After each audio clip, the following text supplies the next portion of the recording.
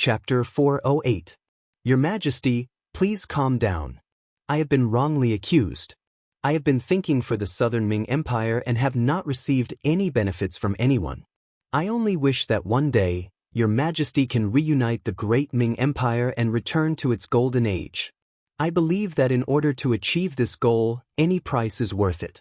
Once Your Majesty reunifies the great Ming Empire, you can send your army down south. At that time, you can kill whoever you want to kill and destroy whoever you want to destroy in order to restore the great Ming Empire's prestige and prestige. At that time, the history books will definitely be written with a heavy stroke. Long live the great Ming Empire. Wang Ji knew that his words today had touched Ing Zong's bottom line. However, if he wanted to succeed, he had to do so. Kuang Ye's ability was strong, but he still couldn't do anything about the Yunnan matter. Even if the entire Southern Ming Empire mobilized troops everywhere, they could only maintain the current situation. If they wanted to win, how difficult would it be? Wang Ji knew what kind of strength he had.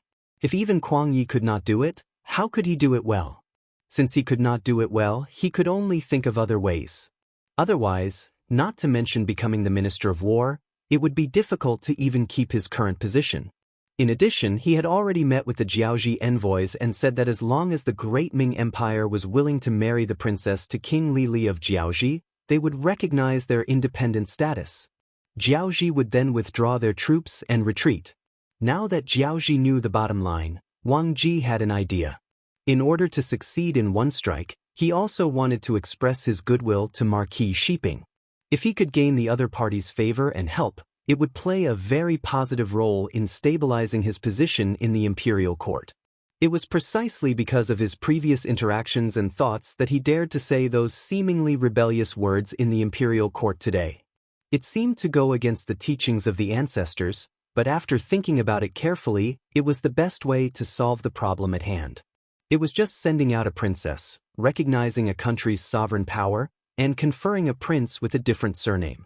This would be able to stop the advance of the troops in Yunnan and take the time to recuperate and prepare for the future attack on Baiming. This plan should have some hope of success. Knowing what Ing Zong wanted, Wang Ji decided to take the risk. Speaking of which, he was also forced to do so. He wanted to obtain a high position, but when it came to commanding a war, he did not have the ability to command tens of thousands of troops, so he had no choice but to use this method. Wang Ji even knew that he was the one who suggested this idea, but he didn't know how the history books would record him. But no matter what, let's first obtain the position of Minister of War. What if the Southern Ming dynasty really unified the entire Great Ming dynasty in the future? At that time, wouldn't he become a capable minister for eternity? As the saying goes, riches and honor are found in the midst of danger. This time, Wang Ji could be said to have placed a heavy bet. However, whether or not things would develop as he expected, everything would depend on whether or not he could convince Zhu Qizhen. Wang Ji's voice still echoed in the hall. At this moment, Zhu Qizhen did not get angry. Instead, he became much quieter. The Yunnan matter was getting more and more intense. Since the beginning, more than 400,000 troops had been sent in, and it was only enough to maintain the current peaceful situation. If they wanted to achieve the final victory, they would have to send out hundreds of thousands of troops.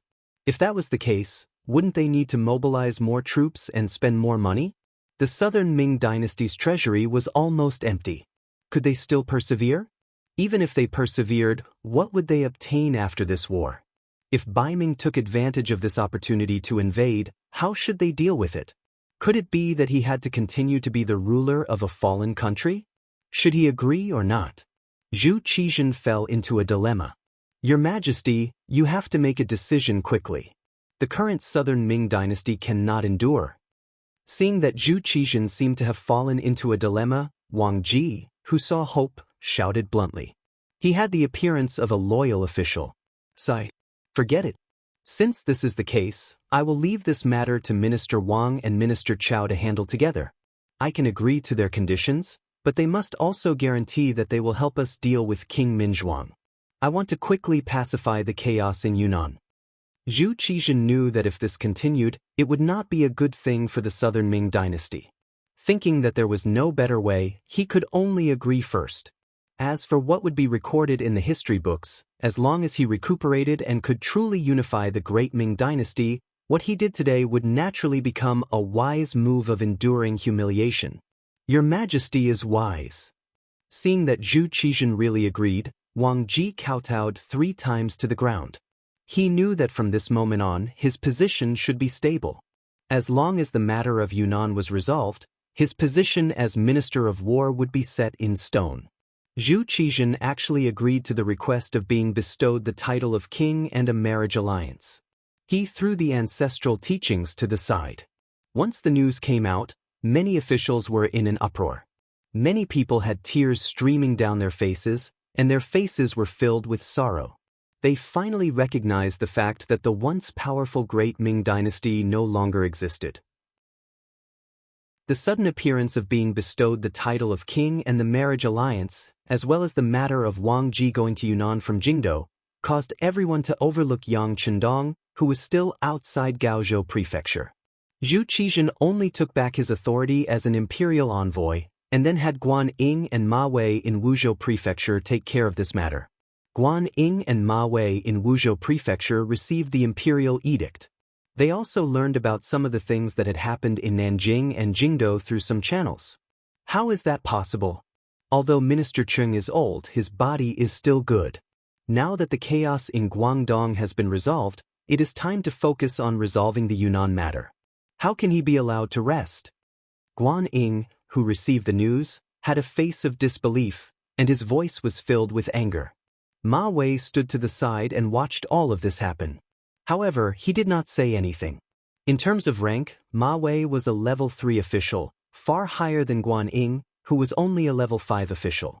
Previously, he respected Guan Ying because he was the trusted aide of Kuang Yi, the Minister of War. In addition, Guan Ying controlled the evaluation of low-level officials and could have a say in his career. However, now that Kuang Yi was forced to stay at home, this person's right to speak was obviously gone, and he could not be respected. This could be seen from the fact that the imperial edict did not reward Guan Ying after the chaos in Guangdong had been resolved. As Kuang Yi lost power, this person was probably going to be ignored. In the officialdom, there were many people who added flowers to brocade, but few people who helped in the snow. Even if it was for his own career, Ma Wei did not dare to get too close to Guan Ying. Otherwise, if Assistant Minister Wang Ji found out, who knew if he would make things difficult for him? Guan Ying stood there and talked to himself for a while until Ma Wei was getting impatient. He could not help but walk up and say, "General Guan, the imperial edict says that we have to go outside Gaozhou Prefecture to resolve the problem of Count Zhongdan. I think we should do it sooner rather than later."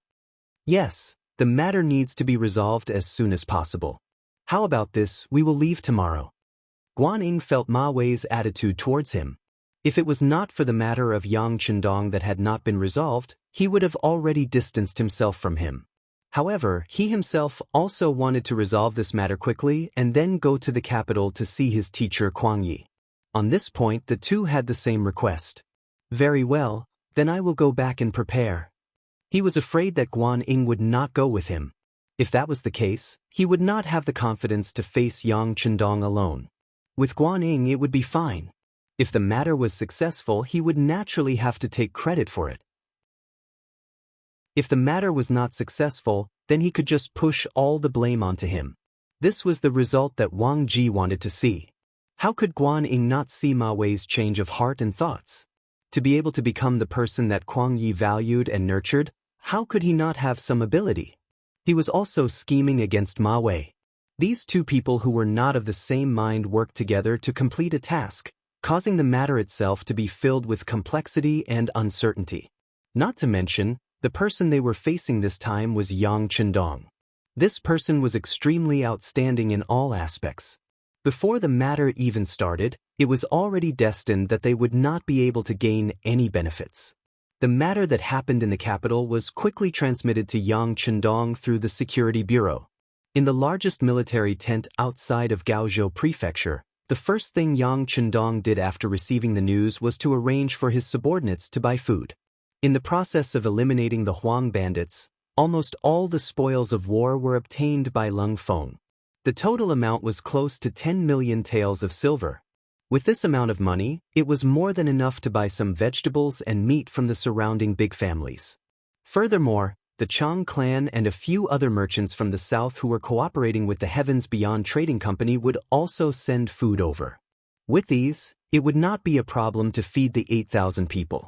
Since Ying Zong wanted to get rid of the donkey after it had outlived its usefulness, then he would play with these people. There were no problems with food, shelter, and transportation. Lung Feng took this opportunity to begin intense training. The main subject of this training was jungle warfare. Because of this, the few barren mountains below Gaozhou Prefecture became a restricted area. Yang Chendong and his men spent 4 days to arrange everything and choose the training area and method. At this time, Guan Ying and Ma Wei had already arrived at Gaozhou Prefecture. The two of them brought about 100 personal guards. When they appeared, they did not immediately visit Yang Chendong. Instead, they first went to Gaozhou Prefecture and found the Shao Prefecture General Yu Guang, who was temporarily in charge of the matters here. When the two of them arrived, they did not immediately visit him. This already showed their attitude. Perhaps they wanted to use this method to tell Yang Chendong that he was no longer an imperial envoy. When he did things, he had to have some sense of propriety. Don't fall out with them, it wouldn't look good for anyone. Chapter 409. These ungrateful wretches. When they use people, their eyes look forward, but when they don't use people, their faces look backward, Tiger's Mane said angrily. Tiger's Mane is right. They don't need to pay attention to such people, Beta Persei also said in a low voice. He was really afraid that if he spoke too loudly, it would startle the young master. Last time, the young master had said that if he were to speak loudly again, he would be sent to the front lines to fight on the battlefield. Beta Persei was naturally not afraid of going to the battlefield, but he was unwilling to leave Yang Chendong's side no matter what. Yang Chendong looked at Beta Persei, who had deliberately lowered his voice, and couldn't help but smile. Well, Beta Persei, you're doing well. But isn't it very tiring to speak like this? Young master, it's not tiring at all. As long as I can be by the young master's side, this is nothing. Beta Persei chuckled, not showing the slightest bit of reluctance. All right, stop pretending. I know it's hard for you to speak softly, so the young master found a job for you. You can speak loudly, and the louder you are, the better. What do you think? Yang Chendong smiled and gave Beta Persei an order. After hearing the whole plan, Beta Persei chuckled. Young master, don't worry. I promise to do this well and let them know what the real lion's roar is.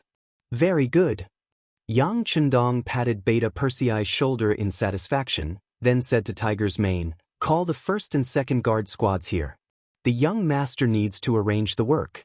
This time, we want to be the imaginary enemy of the entire cold front and auxiliary soldiers.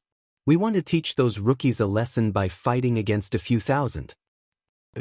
When Tiger's Mane heard that there was going to be a battle, even though it looked like a drill, the thought of a few dozen against a few thousand made him excited. He immediately agreed happily and turned around to call for reinforcements. Beta Persei looked aggrieved. Young master, I want to follow you too. Forget it. Don't you have more important things to do? Besides, it's better for you to stay away from military exercises.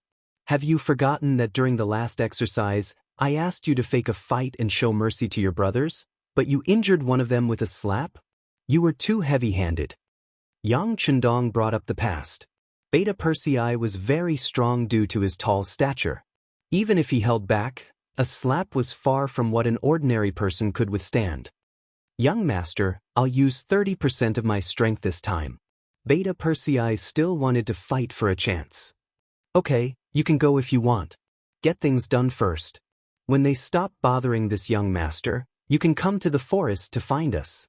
Yang Chendong had given Yang a glimmer of hope, but in return, Yang had a bitter expression.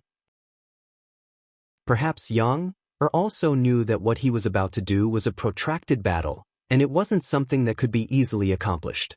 Tiger's Mane quickly conveyed Yang Chendong's message. The first and second guard teams, a total of 40 people, plus 20 people from the Wolf Fang Special Forces and 20 people from the Ghost Sniper team gathered in front of Yang Chendong. Jungle warfare was like a hunting war.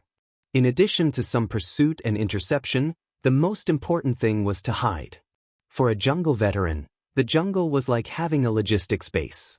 Sometimes, a jungle veteran could kill some inexperienced soldiers with traps and take away their weapons. There was an endless supply of edible plants and animals in the jungle. Fire might be the best way to deal with jungle warfare, but it was only suitable for temperate jungles. Tropical rainforests were an exception. During the US-Vietnam War, the US military suffered a lot in jungle warfare. In terms of strategy, jungle warfare might only be to kill a large number of enemies and attack the enemy's logistics to restrain the enemy. In terms of tactics, jungle warfare affected the performance of many high-tech weapons. In the jungle, ears were sometimes more important than eyes. In the jungle, your energy would be consumed by everything around you. Among them, the best tactics were to ambush or wait for the right opportunity. Yang Chundong knew that the role of firearms in jungle warfare would be reduced by at least 30%. In other words, the advantage of the cold front would be reduced to 70% of the original.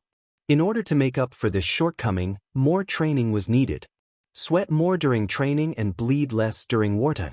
Although a qualified cold vanguard knew how to disguise and hide, there was a big difference between fighting in the forest and fighting in it. In order to better unleash one's strength, targeted training was very necessary. The team gathered. Before they left, Yang Chundong first told his wife, Hu Yen, and third wife, Lady Shui, that he would be away for a few days. If needed, he would come back at any time. Then he called Yang San and arranged a few things for him. Nan Ming wanted to lower their heads to the various powers in Yunnan. This was not something he would allow. If that happened, it would be the same as interrupting his plan. So what he needed to do was destroy Zhu Qixin's fantasy and force him to beg and use him. After everything was arranged, Yang Chundong left the barracks with his men in the afternoon. Guan Ying and Ma Wei, who knew nothing about this, were sitting in the yamen of Gaozhou. General Yu Guang was reporting to them some of the information he had gathered. Saying that it was information was a bit of an exaggeration. He was just stating some facts. General Guan, ever since the mercenary army came to Gaozhou, they didn't have any intention of entering the city. They only set up camp 10 li away from the south of the city. The area 5 li away from their camp has been designated as a restricted military zone. Our men tried to enter a few times to investigate, but were beaten back. General Yu Guang lowered his head when he said this.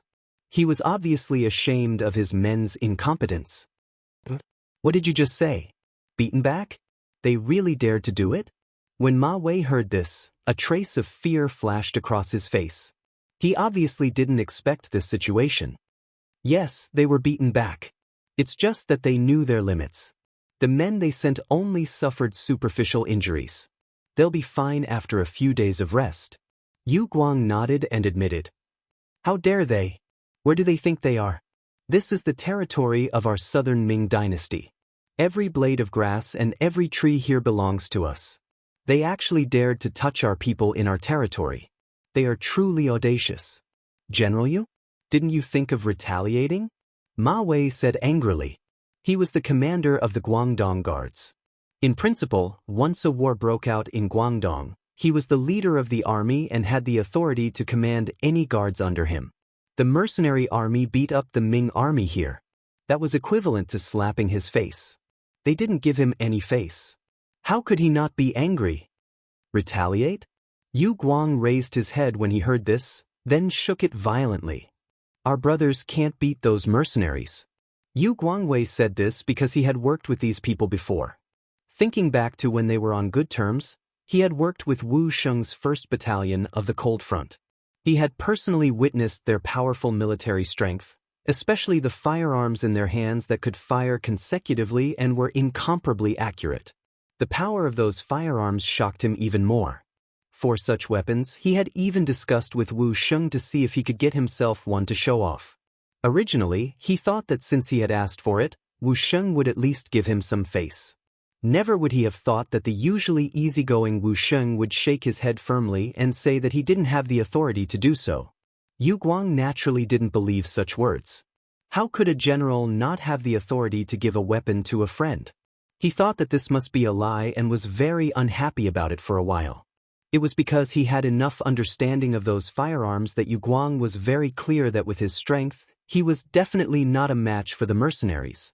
It was better to not fight this battle to avoid humiliating himself.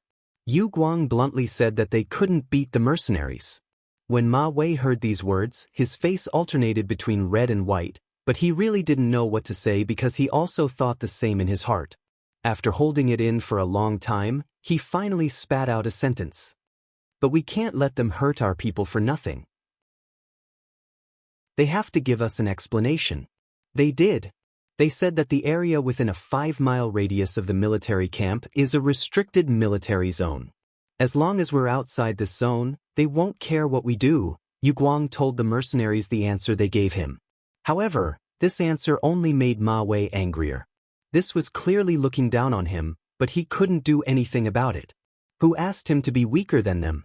If they really fought, then the one who would lose face and suffer losses would only be him. Ma Wei was so depressed that he didn't know what to do. His expression was extremely ugly. His gaze involuntarily fell on Guan Ying, who was beside him. In his heart, this person still had some ideas when faced with trouble. However, when facing the mercenaries, how many people could come up with a better idea? Unless the Southern Ming Empire was willing to put in a lot of effort, it was only an army of 8,000 people. If they could gather tens or even hundreds of thousands of people, they could use up all of these 8,000 people. However, right now, they didn't even have enough military strength to deal with the Yunnan matter. Where would they find the strength to deal with Yang Chendong? Noticing that Ma Wei and Yu Guang were both looking at him, Guaning shook his head and said, "Let's wait until tomorrow. When we see that Yang Chendong, we'll tell him about these things and see how he responds. His 2 wives are still Baiming. I don't believe he would dare to risk universal condemnation and start a rebellion." That's right. Tomorrow we'll go ask this Count of Loyalty and see how he answers us. Guaning nodded. At this time, he didn't notice that there was already a problem with his attitude. It was fine if he didn't call him Imperial Envoy, but he didn't even call him Duke of Loyalty. Instead, he still called him Count of Loyalty that Ingzong had given him. Could it be that he forgot that he had asked him to help him deal with the Huang bandit army? Chapter 410. This was the weakness of human nature. Oftentimes, people would only remember how good they were to others. Oftentimes, the good that others had done to them would be thrown out of their minds. The night passed quickly, and some things happened that outsiders didn't know about. For example, Yang Chendong led less than 100 of the best and made preparations in the nearby forest. At dawn, Commander Wu Xing of the Cold Front Battalion led 400 men, 1 auxiliary battalion, and 2 temporary auxiliary battalions towards the mountains. Their goal was to find the 6th young master there and surround him to complete the assessment. Guan Ying, Ma Wei, and General Yu Guang, who were oblivious to all of this, took their 200 personal guards and headed towards the mercenary camp after eating breakfast early in the morning. As if they were already aware of their arrival, no one stopped them on the way. When they arrived at the camp, the tall Beta Persei appeared. "What are you doing here? Are you here to see our young master's ugliness?" Beta Persei stood in front of Guan Ying and the others, and then spoke in a voice that was close to a roar. This sudden shout caused the 3 generals who were still riding on their horses to tremble violently. At this moment, not only did they feel their eardrums ringing, even the horses they were riding on were completely shocked at this moment. They kept kicking their hind legs, causing the 3 generals to almost fall off their horses. With great difficulty, Ma Wei forcefully restrained the horse. With a stern face, he said to Yang Er, "What are you doing? Why are you speaking so loudly?" "How am I speaking loudly? This is how I speak. If you don't want to listen, then please leave. I don't think anyone invited you here." His voice was raised by an octave. After another round of provocation, the warhorse finally couldn't hold back and began to jump. Because of a moment of carelessness, General Yu Guang was thrown off the horse. Guan Ying and Ma Wei saw that the situation wasn't good. They hurriedly jumped off their horses and didn't follow behind. Ma Wei reached out and helped General Yu Guang up from the ground. He angrily pointed at Beta Persei and wanted to say something. However, Guaning stopped his actions and said in a respectful tone, "You're the young brothers, right? You just said that we're here to see your young master make a fool of himself. What's going on? What happened to Count Zhongdan? My family's young master has been sick for several days. His body is very weak and his face is very pale. Didn't you come to see the young master now because you want to see the young master's ugly state? Let me tell you, that's impossible. My young master is wise and mighty. He won't let you see his bad side. Also, my family's young master is the Duke of Zhongdan, not the Count of Zhongdan as you said. If you still call him that, it's disrespectful to the young master. If that's the case, don't blame me for being rude to you." As soon as Yang Heir finished his roar, a row of cold front soldiers began to move towards them. Further away, there were more cold warriors glaring at them. It seemed that as long as Beta Persei casually shouted, these people would immediately attack and teach them how to behave. The shouting was soul-stirring, and the situation was so unforgiving. Guan Ying, Ma Wei and the others, who were completely suppressed, knew that it was impossible to see Yang Chendong today and denounce him. They were not prepared. They thought that with their status, Yang Chendong would not dare to do anything openly. But now, they couldn't even see the person in question. Even if they had reason, it was useless. A wise man knows better than to fight when the odds are against him.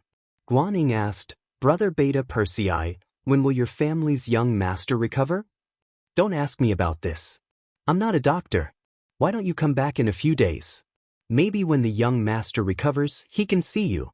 Beta Persei saw that Guan Ying was being polite, so he also said politely, but his voice was still as loud as before.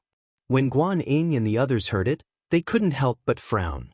They couldn't force their way in, and they couldn't see the person, so there was no use in staying here. With no other choice, Guan Ying and Ma Wei looked at each other and decided to leave first. After a few days, when Yang Chendong's body was better, they would come back to visit.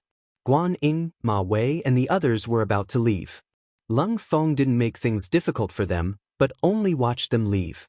Not long after, as soon as the three of them entered the city gates of Gaozhou, a trusted soldier came to report that the embroidered uniform guard had arrived. The embroidered uniform guard had arrived.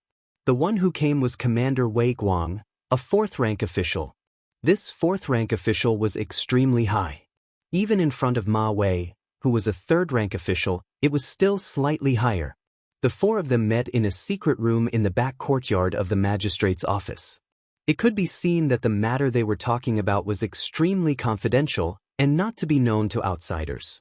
As soon as the four of them met, Wei Guang found the main seat and sat down. Guan Ying was a little unhappy about this, but even Ma Wei, who was of a higher rank than him, didn't say anything, so he simply kept his mouth shut. He wanted to hear what this high-ranking official of the embroidered uniform guard had to say. "Have you seen Yang Chendong?"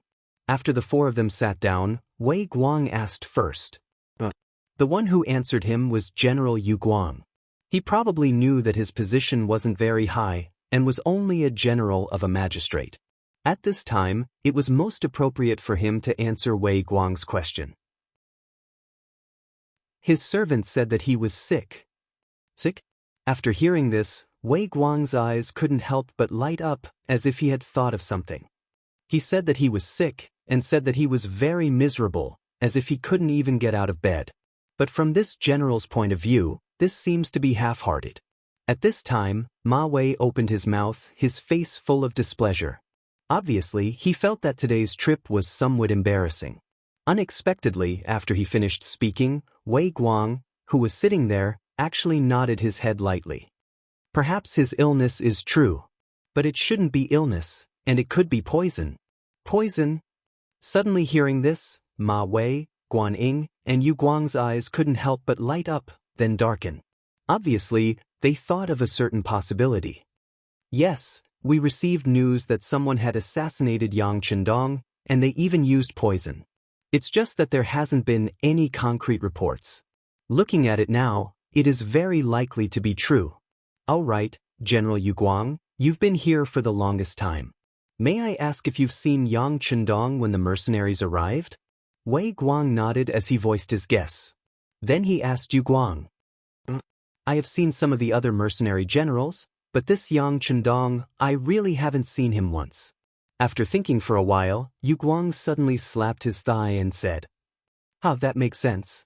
It seems that he is very likely poisoned. And the reason why the army stopped here and didn't leave is to let him treat his illness. We can't even rule out another possibility, which is that something has happened to him, but he didn't tell the outside world. Wei Guang smiled and nodded his head. This time, he had come under Menda's secret order to check on Yang Chendong's situation. Su Maner's sudden disappearance made Menda suspect that she had already made her move, and then was silenced by Yang Chendong in a fit of anger. But in the end, everything was just a guess.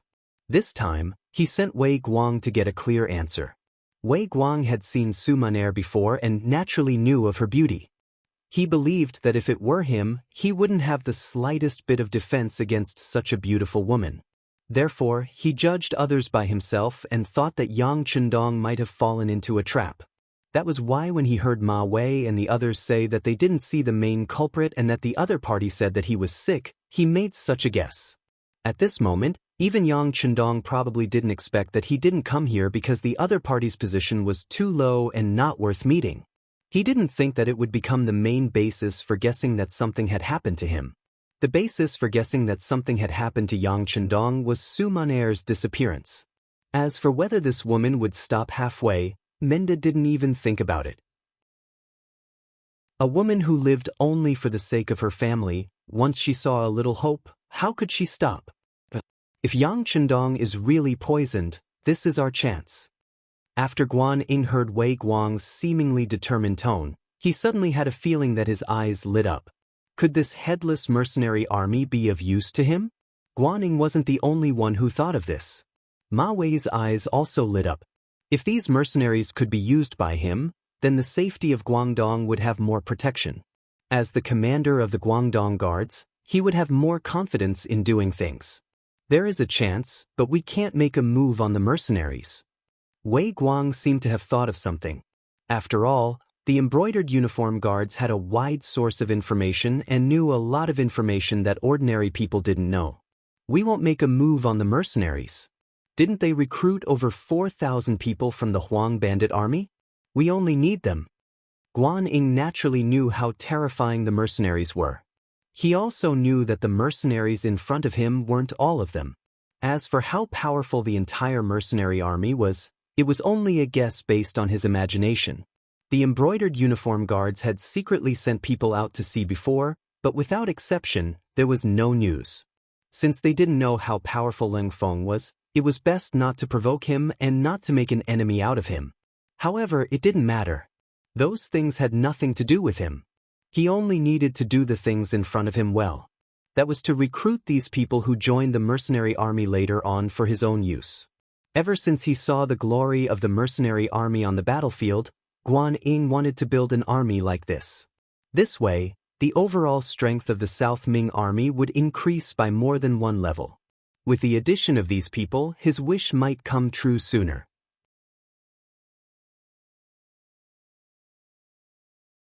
Chapter 411. That's right, we are only after those 4,000 people. Ma Wei said in the same tone. Then he and Guan Ying looked at each other.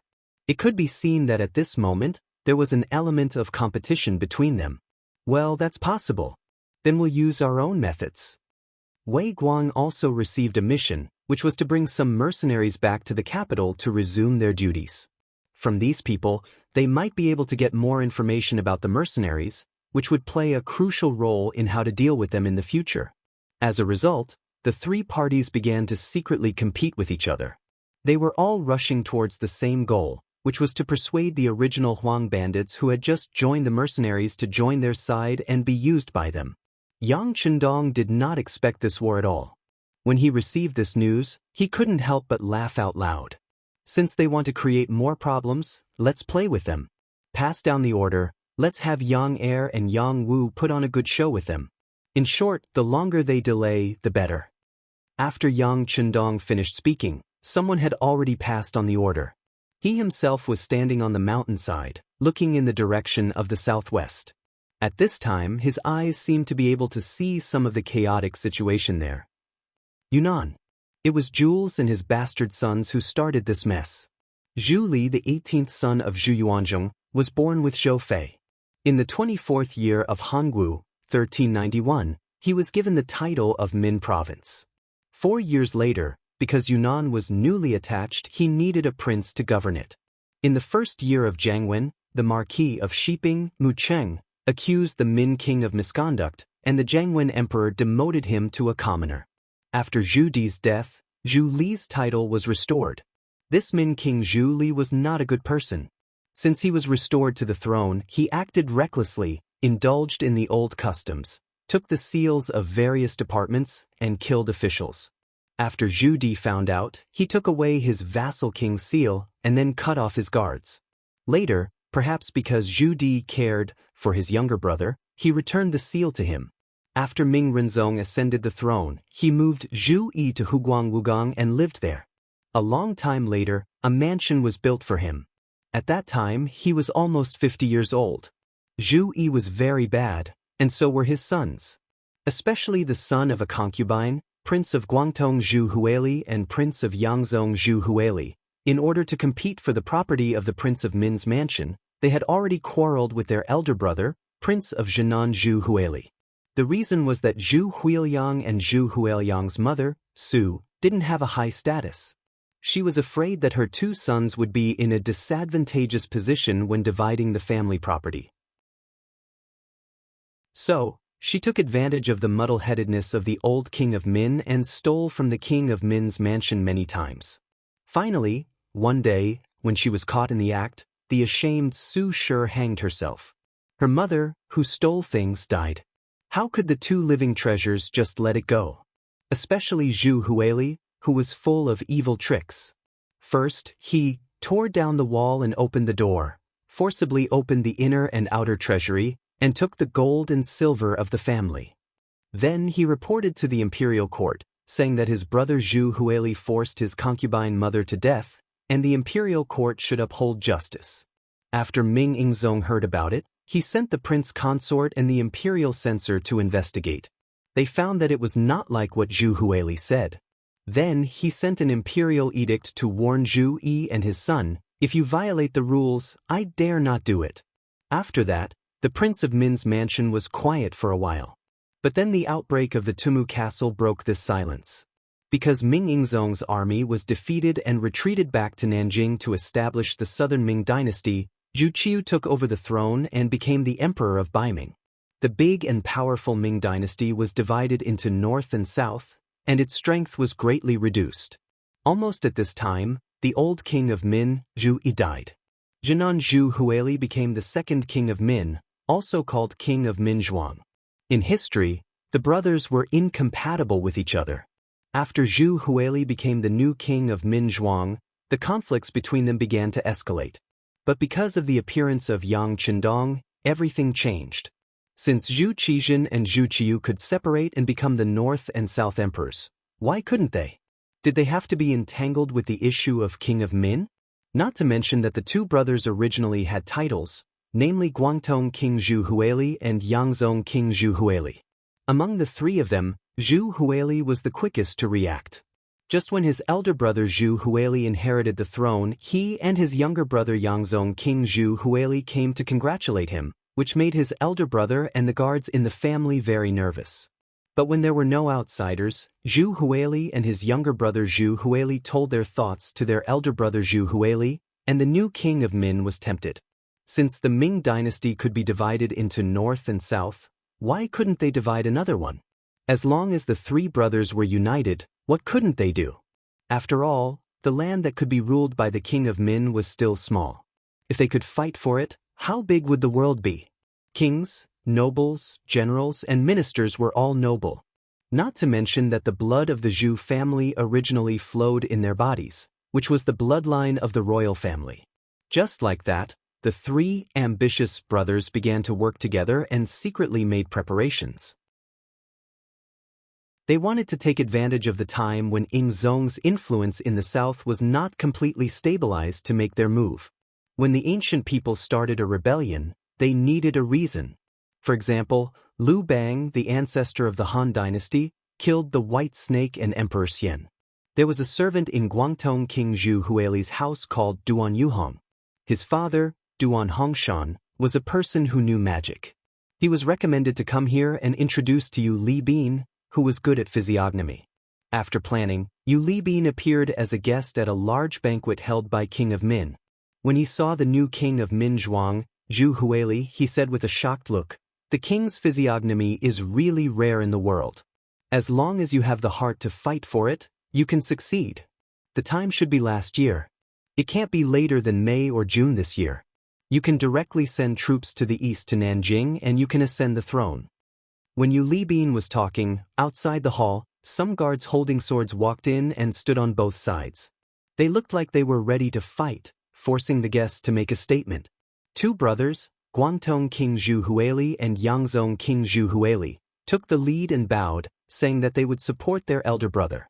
This made the other guests have no choice but to make a statement.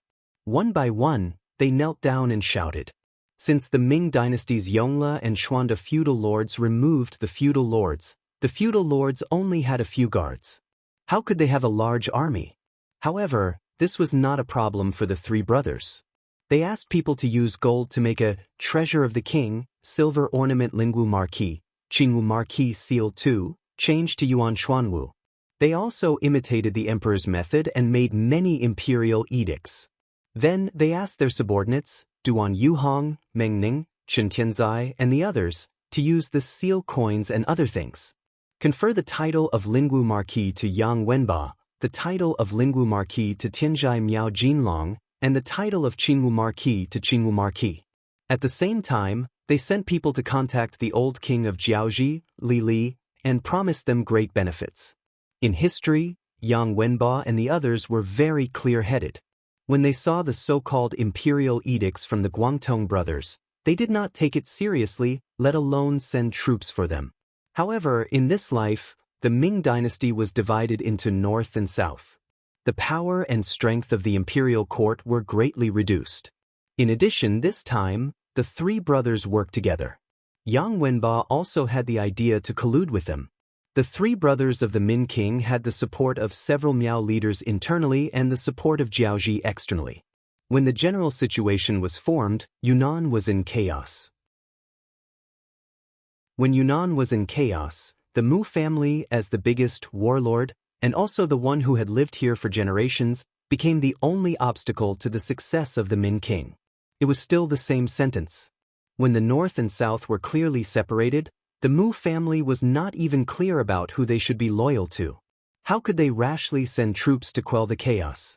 Because of this delay, the Min king's forces grew stronger and stronger. In the end, even the Mu family could not eliminate them in a short period of time. At this time, the news spread to the southern Ming capital, Nanjing. Then, there was the matter of Yingzong sending troops to quell the chaos.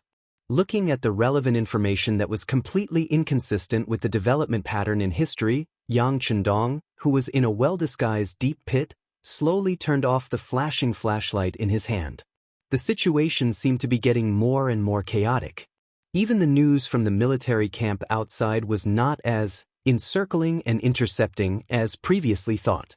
On the contrary, it was all kinds of benefits. After knowing that Ming Yingzong, Zhu Qizhen, had adopted the strategy of the left assistant minister of the Ministry of War, Wang Ji, they would use quiet methods to deal with the mercenaries outside of Gaozhou. For example, they would surround them and not use their weapons. They would wait for them to run out of ammunition and food. This way, they would be able to control them at will until they were forced to withdraw from all of the southern Ming territory. In order to deal with such a situation, Yang Chendong had made preparations in advance. Not only did he send people out to purchase provisions, he also mobilized the Chang family and a few other large merchants in the south. The merchant families were all here to provide support when one side was in trouble. When the time came, with sufficient food, the situation in Yunnan would worsen. When Wang Ji's enlistment strategy completely failed, it would be time for him to return to the stage of history and show his strength. But who would have thought that the other party would actually believe him when he casually found an excuse of being sick? They even began to openly incite the excitement of defecting. According to the report from Beta Persei and Yang Wu, who stayed in the military camp, they had already gone to several dinner parties. They had heard so many compliments that their ears were about to grow calluses. Just enjoy the food and drink. Don't forget your true identity. This was Yang Chendong's reply to the two personal servants. From this sentence, it was not difficult to see that Yang Chendong was happy to see the situation in front of him. If possible, he wanted to continue like this until there was a change in Yunnan. All in all, the changes in the military camp were good things. At least there was no need to fall out. As for whether the other party could really tempt Beta Persei and Yang Wu to defect, Yang Chendong was not worried at all. Chapter 412. Both of them had been to Crimson City and had witnessed Yang Xie's strength. They had been his personal retainers for such a long time. They had a bright future ahead of them. It would be foolish of them to betray him for the sake of a dream fabricated by someone else. If that was the case, it would be better for it to happen as soon as possible. Instead of waiting for someone to grow stronger, it would be better for a disloyal person to reveal his true colors as soon as possible. Of course, Beta Persei and Yang Chendong would definitely be able to pass the test. On this point, Yang Chendong was very confident. "Young master, there are people walking past us again. It seems like there are more than one squad. Should we attack?" Yang Chendong lowered his head and pondered about the environment he was facing. He wondered if there was anything he had not considered and if there was a move he could take the initiative to make when Tiger's mane's slightly agitated voice sounded in his ear. They were now in a deep pit. The top of the pit was covered with branches and leaves that could be used as camouflage. Unless one was a professional or was very close to the pit, it would be very difficult to discover such a trap. Yang Chendong had done this kind of concealment and camouflage countless times in his previous life. He was already very experienced in it. In fact, there were more than a dozen such traps in the forest. Tiger's mane and the other 6 members of the first guard squad who followed Yang Chendong were in this pit. They were here to deal with the members of the Cold Vanguard team who passed by and eliminate them one by one. Yang Chendong's lips curled into a smile when he heard that someone had come to his pit. "But we must eat the fat meat that is in our mouth. We must let the members of the Cold Vanguard know that the slightest bit of carelessness can cost them their lives, especially in the forest where the environment is constantly changing. Just wait and see, young master." After receiving the order to attack, Tiger's man's eyes flashed with excitement. Even though the bottom of the pit was pitch black, one could still see his eager expression. Not long after, a slight muffled groan came from outside the pit. Obviously, a one-sided slaughter was going on. Marquis Sheeping's residence. Reflected in front of him were 2 giant stone lions that were 4 meters tall. It was said that the most famous craftsmen in the country were invited to build them when the mansion was founded. After everything was over, the stone lion's eyes faintly emitted a deep light that could shake one's soul. Between the 2 stone lions, there was a tall and solemn door painted red. The door was inlaid with 7 horizontal lines and 7 vertical lines. There were a total of 49 white door nails, indicating the identity of the owner of the mansion. When he pushed open the heavy door and stepped into the courtyard, not only was it spacious, but the decorations were also exquisite and gorgeous. It could be said to be richly ornamented and splendid. It was even more luxurious than some of the great Ming dynasty's Zhou family residences. This was the Mu residence of the Marquis of Sheeping. It originated from Zhu Yuanzhang's adopted son, Mu Ying. Because of his bravery in battle, he repeatedly made contributions. In the 16th year of Hangwu, 1383, Marquis of Sheeping was enfeoffed in Yunnan and later promoted to Duke of Qian. From then on, the Mu family became the actual owner of Yunnan. Until now, the newly appointed Mu Bin took over the family's glory and mission, becoming the new Marquis of Sheeping and Duke of Qian. However, compared to the previous Marquis of Sheeping, Mu Bin not only encountered more problems, but they were also very big. For example, The current chaos caused him to be unable to sleep at night, and his food was tasteless. The reason was the two imperial edicts, one in the open and one in the dark. Needless to say, it was the imperial edict from the southern Ming dynasty's Zhu Qizhen, asking him to quell the chaos in Yunnan. The hidden edict was referring to the Baiming emperor, Zhu Qiu. The meaning of the secret edict was for him to recognize the situation and return to the great Ming dynasty's embrace as soon as possible.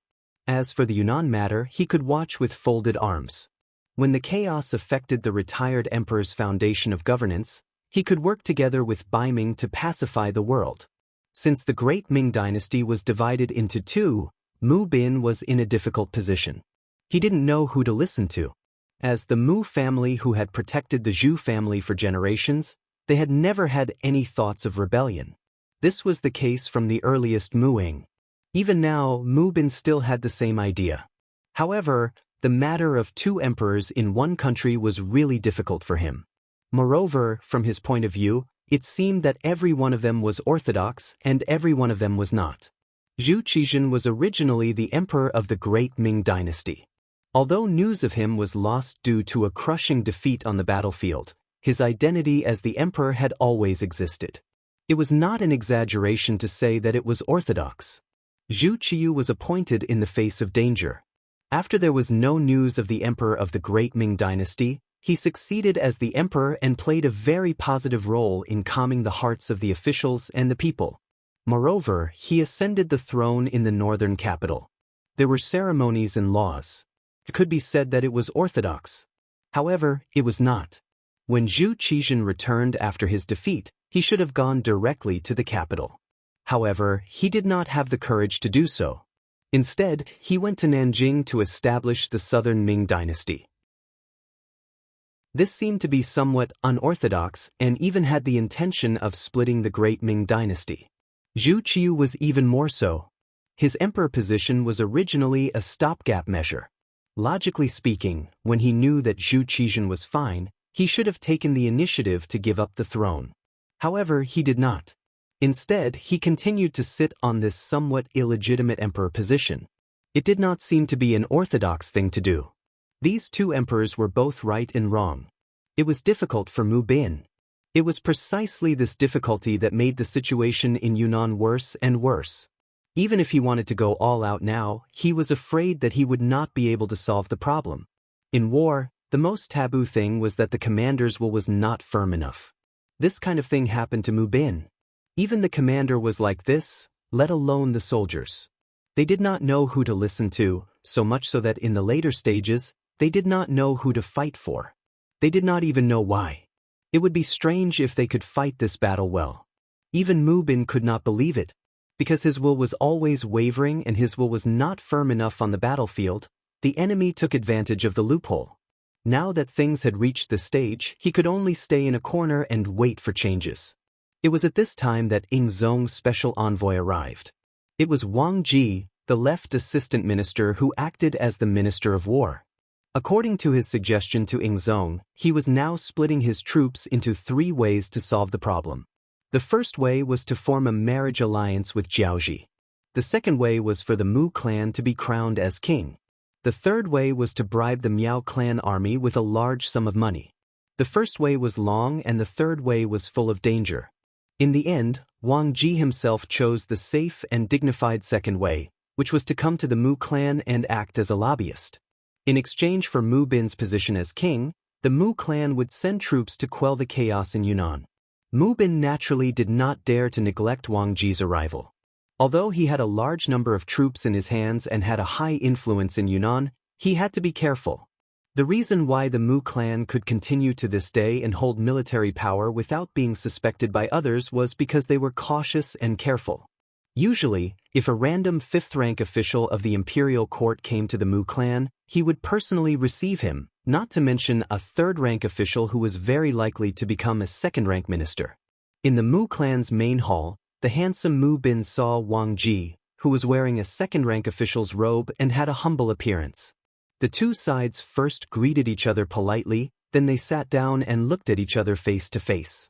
Wang Ji was still a little unfamiliar with Mu Bin. As for his father, Mu Cheng, who had just passed away, had some dealings with him. Since they wanted to talk about things, according to the Chinese's habit, they naturally had to start with a friendly relationship. Wang Ji then talked about some of his and Mu Cheng's past. When someone talked about his father in front of him, Mu Bin naturally listened with a respectful expression. From time to time, a smile would appear on his face to show his respect. Wang Ji was very satisfied with Mu Bin's performance. As they talked, the topic was naturally related to the current situation. Back then, when old Duke Mucheng was still alive, Emperor Yingzong had praised him more than once. He said that old Duke Mucheng had a noble character, was loyal to the country, and fought bravely. He had won the emperor's heart. When he heard the news of old Duke's death, he was really sad for a few days. Now that I think about it, everything seems to have happened yesterday. How nostalgic. Many thanks for His Majesty's love for Father. If Father knew in the underworld, he would be happy and comforted. Mu Bin stood up and cupped his fists toward the south to show his respect. Mu Marquis is too polite. Not only is His Majesty very respectful to old Duke, but he also values Mu Marquis very much. He has told this subject more than once that although Mu Marquis is young, you do have the demeanor of old Duke. Moreover, you are young and strong, so you should be able to create more achievements comparable to your ancestors. It is because of this that His Majesty has decided to abolish the policy of not being able to confer the title of king. Mu Bin, please accept the imperial edict. As he spoke, Wang Ji's expression became extremely solemn. In the end, he even took the initiative to stand up. Unknowingly, a golden imperial edict with a dragon pattern on the back appeared in his hand. This subject, Mu Bin, accepts the imperial edict. In the face of the imperial edict, whether it was from Yingzong or Dai Zong, Mu Bin had no reason to object. All he could do was kneel and accept the title. By the will of heaven, His Majesty, the imperial edict says, Marquis Mu Bin of Shiping is young and promising, loyal to his country, and has outstanding military achievements. Today, to thank the Mu family for their outstanding contributions to the great Ming dynasty, I hereby confer Marquis Mu Bin of Shiping as the King of Shiping and award him with a gold medal. For generations, except for the first Marquis Mu Ying, the other Marquis of Shiping were all Marquis when they were alive. Only when they died could they be conferred the title of Duke of Qian. This had become a tradition. However, when it came to Mu Bin, he was conferred the title of King of Shiping without doing anything. Although it was only for this term, it was not hereditary. It was not an exaggeration to say that this action brought honor to his ancestors. Chapter 413. Mu Bin's face was filled with excitement when he heard the imperial edict. He knelt on the ground with his hands flat and shouted, "Long live the emperor! King of Shiping, please get up." After reading the imperial edict, Wang Ji put on a more enthusiastic expression and carefully helped Mu Bin, who was kneeling on the ground. "Thank you, Lord Wang," Mu Bin said carefully. "You're too polite, King of Shiping. You'll be the first king of Great Ming Dynasty with a different surname. I'm afraid I'll need your help in many areas in the future," Wang Ji said deliberately. At the same time, he was also trying to be friendly. Mu Bin had the idea that one more friend meant one more path. Besides, he had to have an important official that he was on good terms with in Jingdo. Only then could information flow smoothly and make better and more correct decisions on certain matters. Now that he felt Wang Ji's enthusiasm, he replied politely, "You're too polite, Lord Wang. In fact, I've always respected you, Lord Wang." Changing the title from Marquis to King meant that Mu Bin had accepted the title. Wang Ji, who was reading the imperial edict, could not help but heave a sigh of relief. He was worried that Mu Bin would not accept the imperial edict. If that was the case, it would be even more difficult to count on him to help in the Yunnan matter. Fortunately, Mu Bin accepted the edict gladly. Then, everything could be discussed. Well said, well said. We'll help each other in the future. Ha. Wang Ji smiled and took the opportunity to grab Mu Bin's arm. Then, the two of them looked at each other and smiled. Then they burst out laughing. Their relationship became much closer in an instant with this smile. When they talked later, they had fewer scruples. Taking this opportunity, Wang Ji finally told Mu Bin about his edict, including some analysis of Mu Bin's situation. King of Shiping, to tell you the truth, I'm the one who proposed to be conferred the title of king. The reason why I did this is because you didn't show much enthusiasm in the matter of Yunnan, which has already disappointed His Majesty. Wang Ji spoke in a sincere and heartfelt manner. He even intentionally sighed. But things aren't like that. I do have some misgivings about the Yunnan matter, but overall, I still did my best. When Mu Bin heard that his actions had caused Ying Zong to be dissatisfied, his face was filled with fear as he tried to explain himself. Looking at Mu Bin's reaction, Wang Ji laughed in his heart. As expected, Mu Bin had his concerns. However, on the surface, he still analyzed the situation seriously. King of Shiping, you don't have to say much. I can guess what you're worried about and who's behind it. Forgive me for saying something disrespectful, but you've made the wrong choice. Wrong? Mu Bin asked doubtfully. Wrong? You are indeed wrong. Wang Ji nodded heavily. Ying Zong has always been on the throne, and the one in the north is just borrowing the power of others to rise to power. However, in terms of methods and strength, although the age difference is not that big, the actual difference is too great. For example, there were many old officials in the north who were still contacting the emperor, expressing that they had no choice but to lower their heads due to the circumstances. Once the emperor could lead the army to the north one day, they would definitely support each other from afar to show their loyalty. The emperor has been preparing for this. If it weren't for the chaos in Yunnan and Guangdong, this matter would have been done by now. Is there such a thing? Mu Bin said as if this was the first time he heard about it. Of course there is. To tell you the truth, those people who are secretly contacting the emperor are all people with great power and military power. If it's possible, I'm afraid that once the emperor starts a rebellion, the one in the north will be captured without putting up a fight. I'm afraid that there won't be many soldiers left. Think about it, the emperor has been the emperor in the north for more than 10 years. How could he not arrange for people to be there? The emperor's methods are not something that we can guess or see through. At this time, Wang Ji praised Zhu Qizhen with an unfathomable look. Hearing all this, Mu Bin couldn't help but nod. If what Wang Ji said was true, Ying Zong's chances of winning were indeed higher. If that was the case, he would have to bet on it. Or rather, he should have a decision in his heart. What is a decision? When others have not made up their minds, you have already made up your mind and taken action. That is a decision. Otherwise, when the general trend is set, no matter what you do, it will be the icing on the cake. Now that Mu Bin was crowned as a prince with a different surname, he had already received practical benefits. If he didn't do anything, he was afraid that he would be laughed at by the world. At this moment, he made up his mind and said to Wang Ji, Lord Wang, please rest assured. Please tell the emperor that this prince's sincerity has always been on this side. In a while, I will go and announce the general's camp and prepare to deal a heavy blow to the rebels in the territory and show the prestige of the great Ming Empire. Good. Seeing that Mu Bin had agreed so readily, Wang Ji was naturally excited. He laughed heartily and kept patting Mu Bin's arm. Ping Shi Wang, your decisiveness really didn't disappoint people. It can be seen that you must be a person who can do great things. Your future is limitless. In the future, the Mu family will also have good fortune because of you. This prince is only loyal to the emperor. All this is what I should do. Since he made the final decision, Mu Bin's heart that had been wavering left and right was put down. At this moment, he only had one goal in his heart, and that was to be worthy of the emperor's trust. He would take the opportunity to stabilize the position of Ping Shi Wang and bring good fortune to the Mu family. Not long after, the army belonging to the Mu family moved. 100,000 troops were ready for battle, causing the entire Yunnan to be shaken. Everywhere was filled with murderous intent.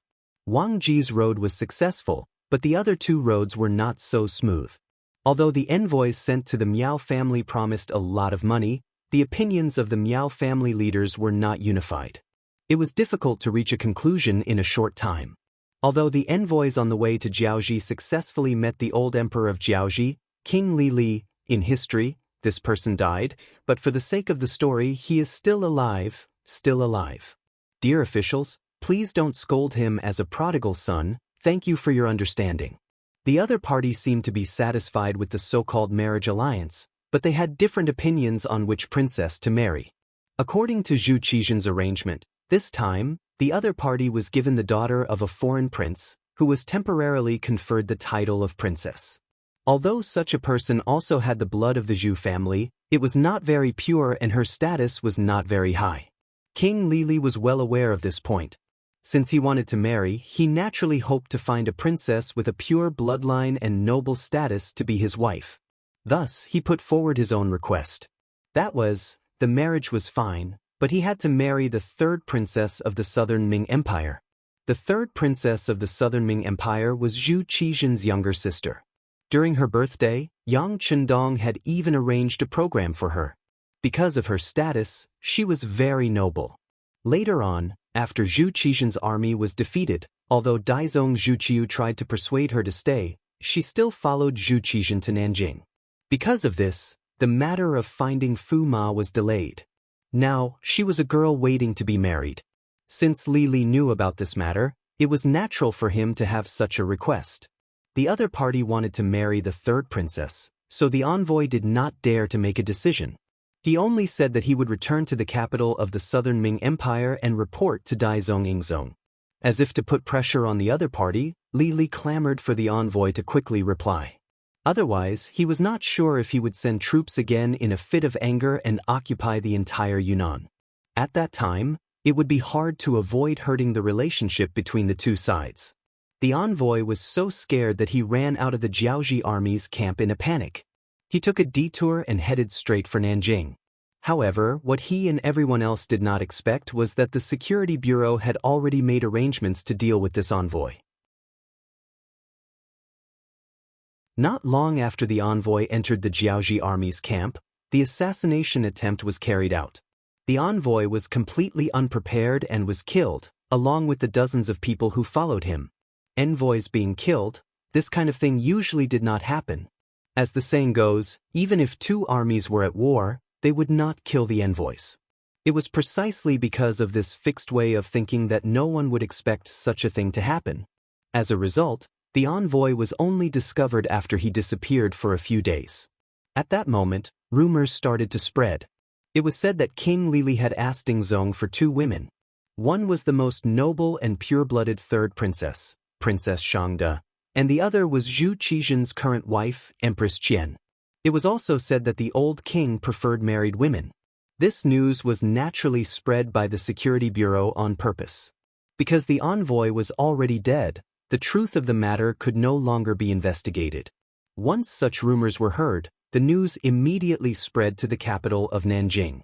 One could imagine how angry Zhu Qizhen would be when he heard the news. Who knew how many tables he would overturn and how many things he would break because of this? The third Princess Shangde was already his flesh and blood. They had the same father and mother. How could such a biological sister marry an old man who was almost 60 years old? If he really did that, how could he face his ancestors after 100 years? Not to mention, the other party even said that he wanted his empress. This was a blatant slap to his face. If it were any other man, they would not be able to accept it. Although it was popular in some places to send women to do errands, especially in Japan, this kind of thing could be said to be common. However, Lady Qian was the empress of a country. Similarly, she represented the face of a country. If Zhu Qizhen really did that, he would not need to do anything else. The whole world would look down on him. Then where would his imperial power be? Where would his dignity be? In his anger, Zhu Qizhen unleashed a thunderous rage in the imperial court. I order Governor Wang Lai of Huguang, Administrative Secretary Yang Xinmin of Yunnan, and Governor Tongji Dongxing to immediately mobilize the army and attack Jiaoji together with King Shiping. I want him to pay the price for his arrogance and ignorance. Pay the price. The emperor was furious. Immediately, a eunuch went down to pass down the decree. However, all the officials in the imperial court knew that if Jiaoji was so easy to destroy, it would have been destroyed long ago. There would not have been Xuanzong Zhu Zhanji's abandonment back then.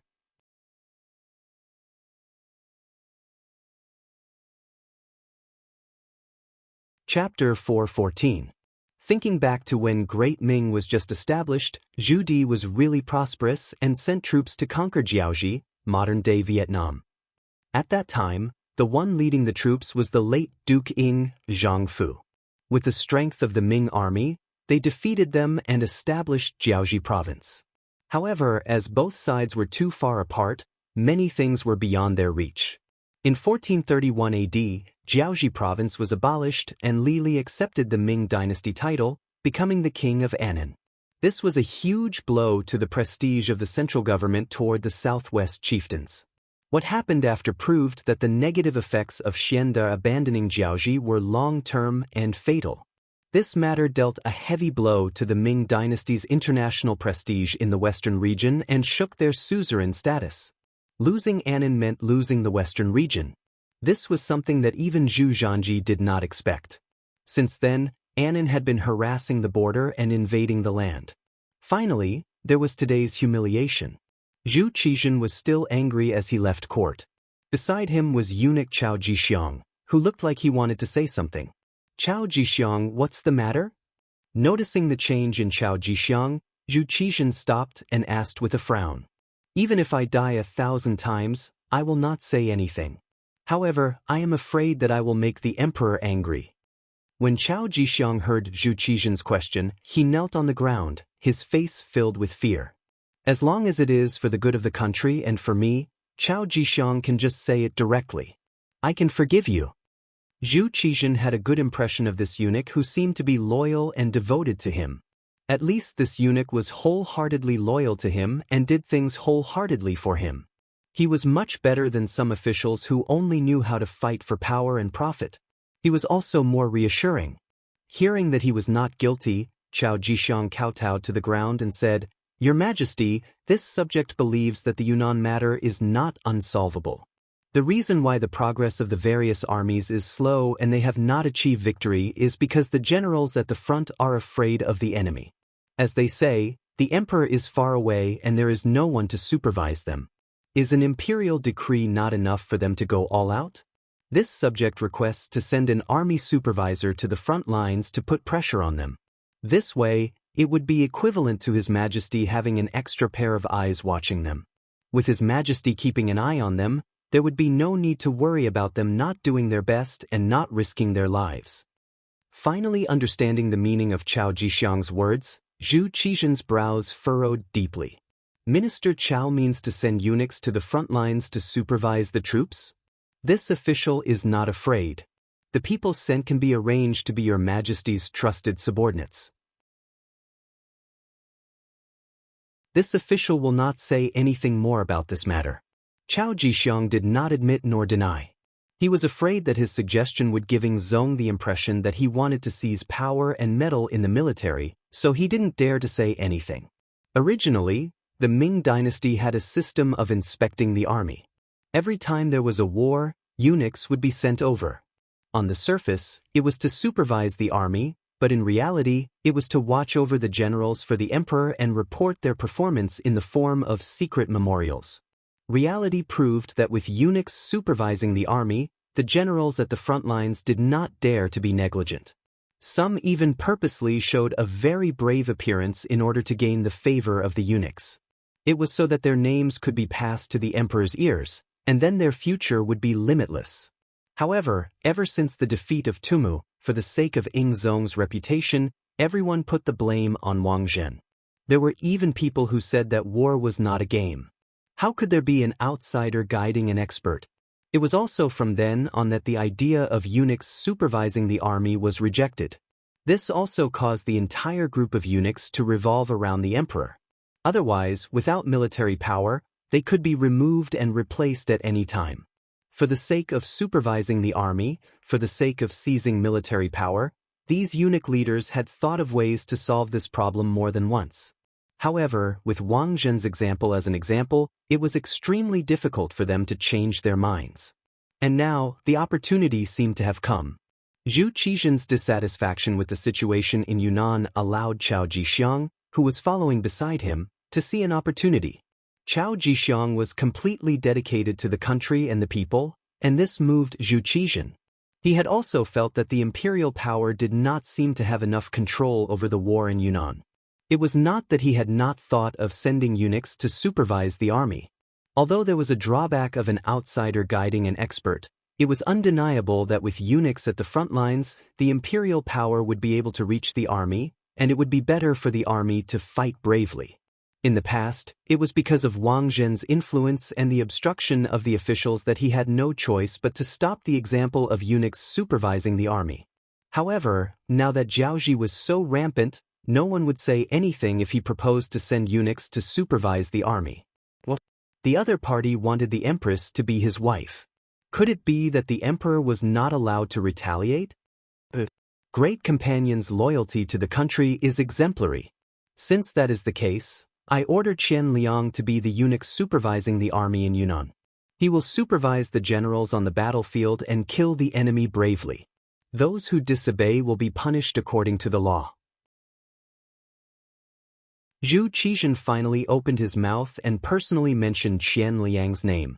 Chao Jixiang was not surprised by this and kowtowed to the ground again. Your Majesty is wise.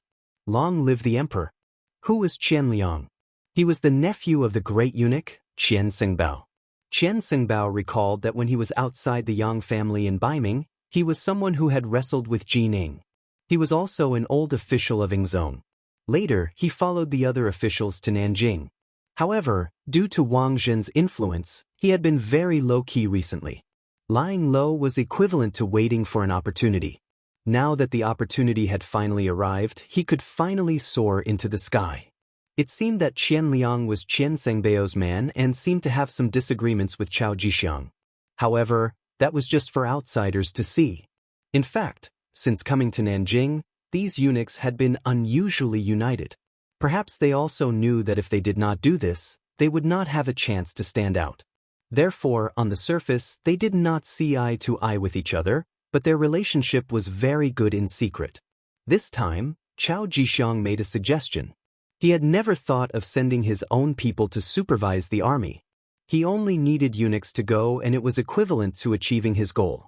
As for who the eunuchs were, it could be considered a close relationship with him. Zhu Qizhen's imperial edict was sent out. Qian Liang also led a group of genie guards out of the capital and went straight to Nanjing. This scene was seen by many of the officials, but this time, no one spoke out in opposition.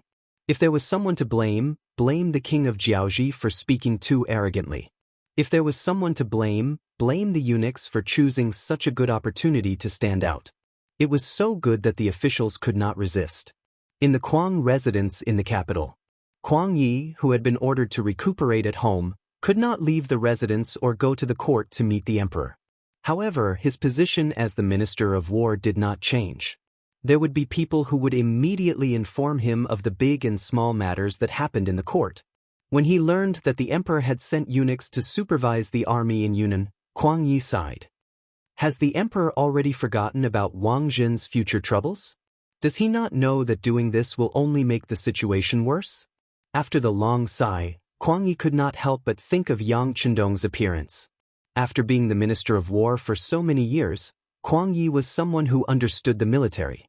The situation in Yunnan was complicated and chaotic.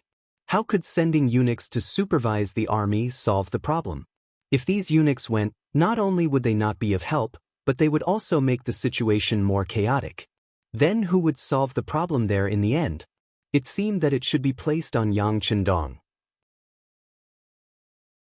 As for how to deal with Yang Chendong, it was only after Kuang Yi returned to his residence that the imperial court made the decision. It was like the birds were gone, and the bough was hidden. However, the problem was that there were still birds, and there were many of them. He did not understand why Emperor Yingzong was so anxious to hide Yang Chendong. However, now that it had become a reality, what he needed to do was to change the result, and not to find out the reason.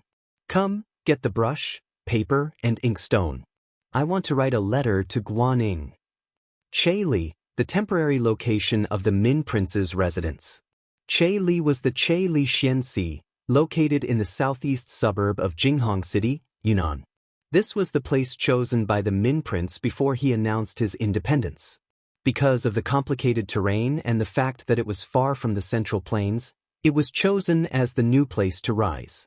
This was the place where the Minzhuang was originally the king of foreign affairs. At this time, it was heavily guarded both inside and outside. Men with swords and spears could be seen everywhere to ensure that without the red flag, even a fly could not fly into the courtyard.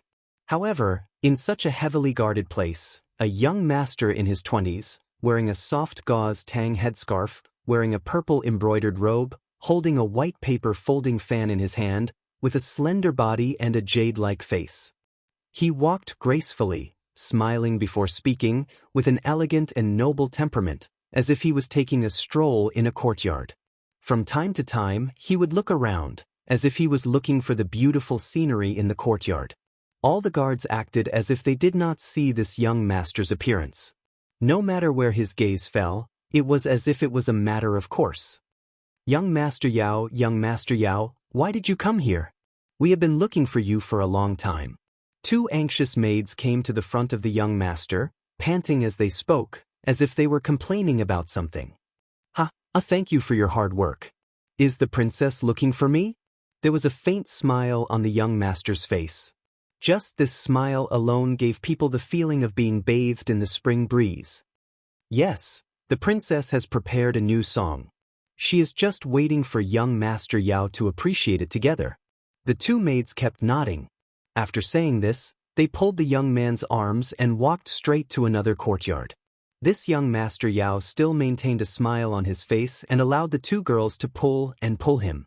However, deep in the corner of his eyes, there was a faint killing intent. He was currently memorizing every scene in the courtyard, including how many guards there were, where they were distributed, and so on.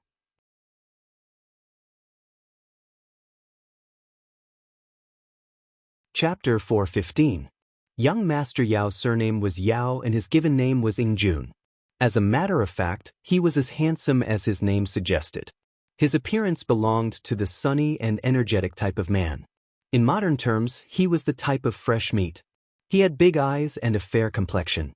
Many women's complexions were far inferior to his. When such a man appeared, he would often receive the attention of those women. However, what everyone did not know was that Yao Ingjun had another identity. He was the ace spy of the Yangxie Security Bureau. This time, he came to King Min's territory to infiltrate the enemy's territory and obtain inside information. However, he did not expect that the moment he appeared in the Chirizi Bureau, King Min's sister, Zhu Lian, fell in love with him at first sight because of his extraordinary charm and temperament. This woman, who was given the title of Forever Victory Group Leader, fell in love with him at first sight. Thus, she invited Yao Ingjun to her home. Naturally, Yao Ingjun was eager to see this happen. In this way, he would become a frequent visitor to the prince's mansion, so much so that all the guards here knew him.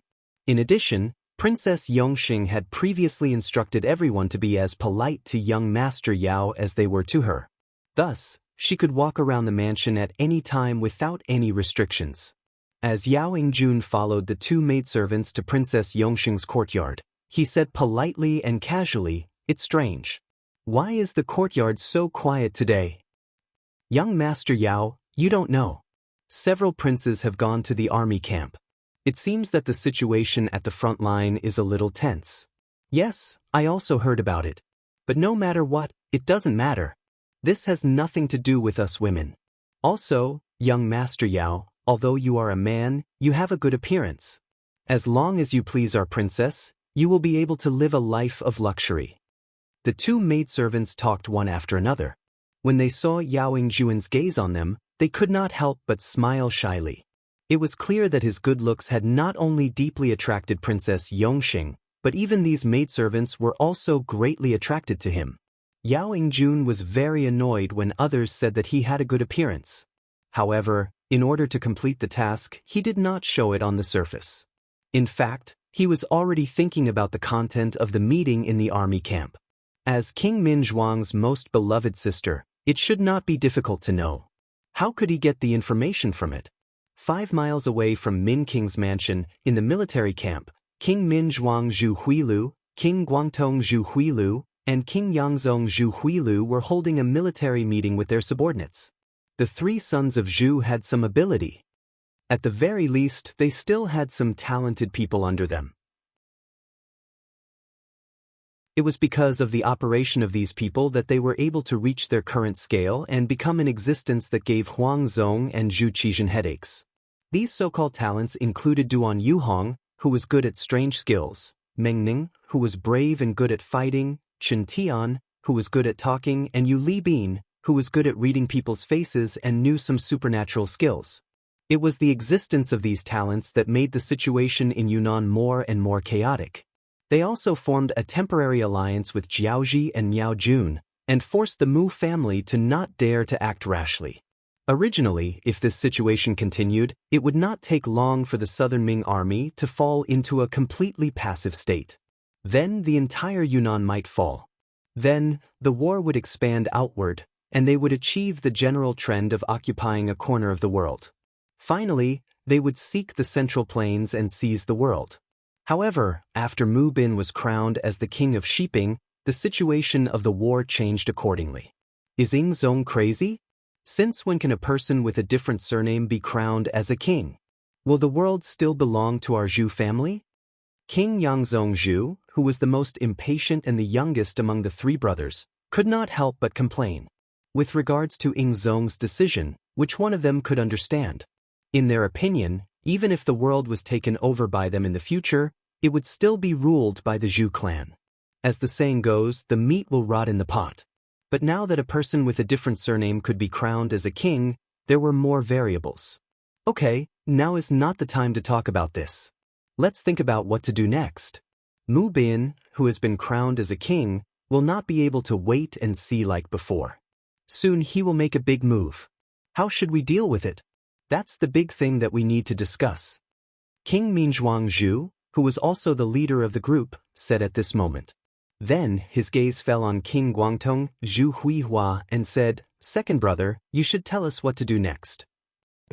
Zhu Huichen nodded at Zhu Huichen, then glanced at the crowd and said slowly, "Mu Bin has been conferred the title of King of Shiping. Even if it's just for this title, he must be our enemy.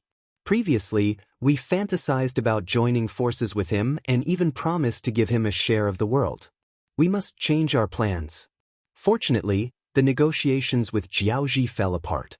I don't know who helped us a lot, but they actually killed the envoy sent by Ing Zong. When Zhu Huihua said this, everyone sneered. Obviously, everyone had the same opinion about this matter. That was, it should be King Lily of Jiaozhi who sent people, but the other party did not admit it. In addition, they were allies now, so there was no need to ask the other party to admit anything.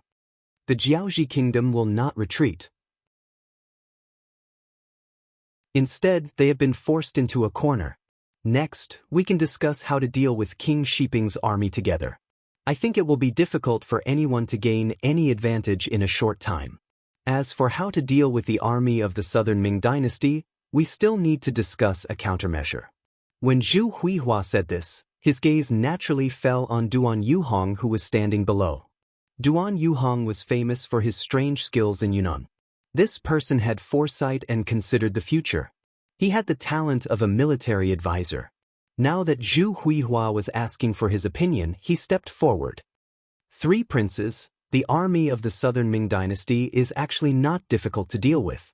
When the three princes heard such confident words, they could not help but feel their eyes light up. They quietly waited for the next words to appear. Three princes, it was still difficult to deal with the army of the imperial court. They always shrank and did not advance. Even if we wanted to take advantage of them, it would be difficult. However, it is different now.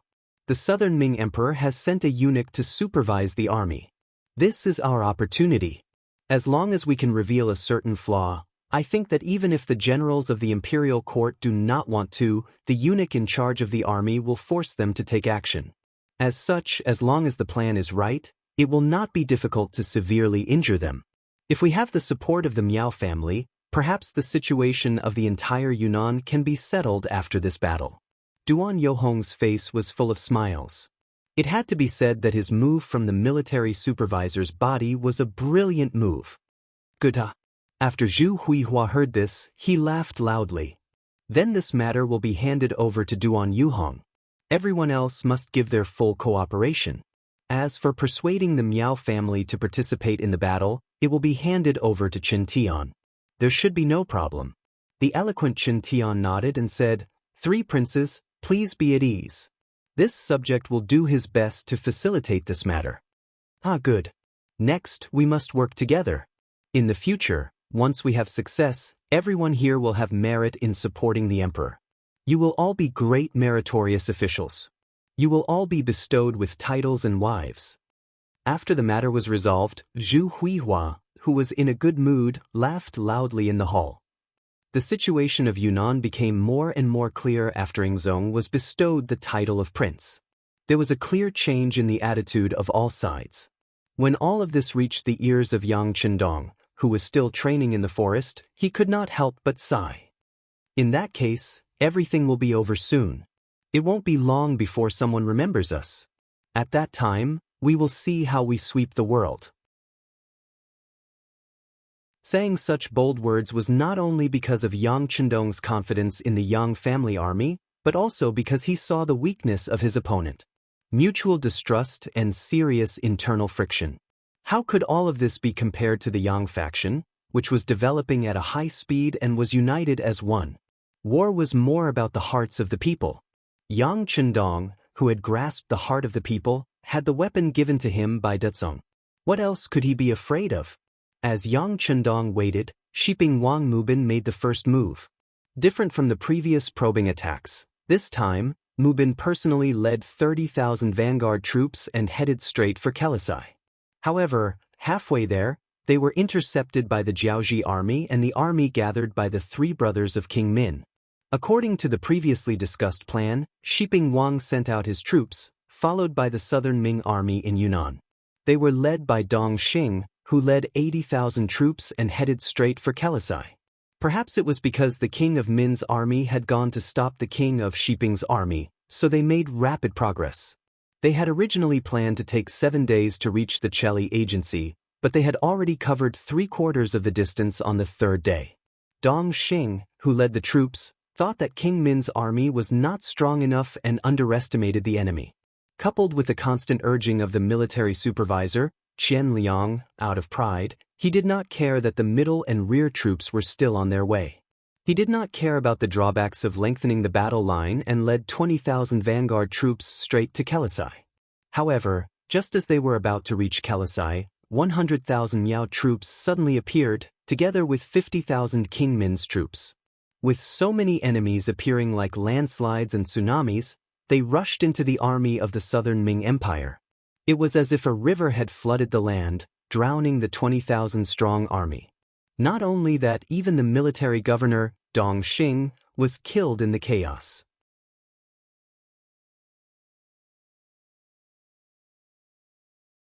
Chapter 416. 20,000 vanguards were destroyed, and what followed was a crushing defeat. Nearly half of the remaining 60,000 soldiers were killed or captured, and the other half of them had fled. Only Qian Liang, the supervisor of the army, returned to Guangnan Prefecture with 15,000 generals and barely survived the battle. When the news of the defeat of the southern Ming army reached King Mubin of Shiping, he hurriedly brought his army back to Yunnan Prefecture for fear of falling into a trap. The loss of this battle caused the elite troops that the southern Ming Empire had placed in Yunnan to be completely lost. Their strength had also dropped by close to half. At this moment, King Min, Jiaoji, and Miao Jun's counterattack arrived. They first sent a part of the army to monitor King Shiping in Yunnan Prefecture, and then gathered the main force to surround Guangnan Prefecture. Without any preparation, the South Ming army in Guangnan Prefecture retreated in a flurry in order to avoid being besieged. Besides abandoning Guangnan Prefecture, they even left most of the grains and fodder in the city for the sake of Prince Min's troops who had caught up with them. After abandoning Guangnan Prefecture, they planned to march to Guangxi Prefecture to meet up with King Shiping's army. However, they dared not trust anyone. Fearing that King Shiping would stab them in the back, Governor Wang Lai of Huguang proposed that the newly appointed Administrative Secretary of Yunnan and the former Administrative Secretary of Guangdong, Yang Xinmin, and Army Supervisor Qian Liang both agreed. The army left Yunnan and headed toward Guangxi's Xiqing Prefecture. But who would have thought that without enough communication in advance, The Guangxi army was not prepared enough, causing the army to advance too slowly. Not long after the army entered Xiqing Prefecture, they found the king of Min's troops chasing from behind. After a night in Xiqing Province, the army continued to retreat to the east.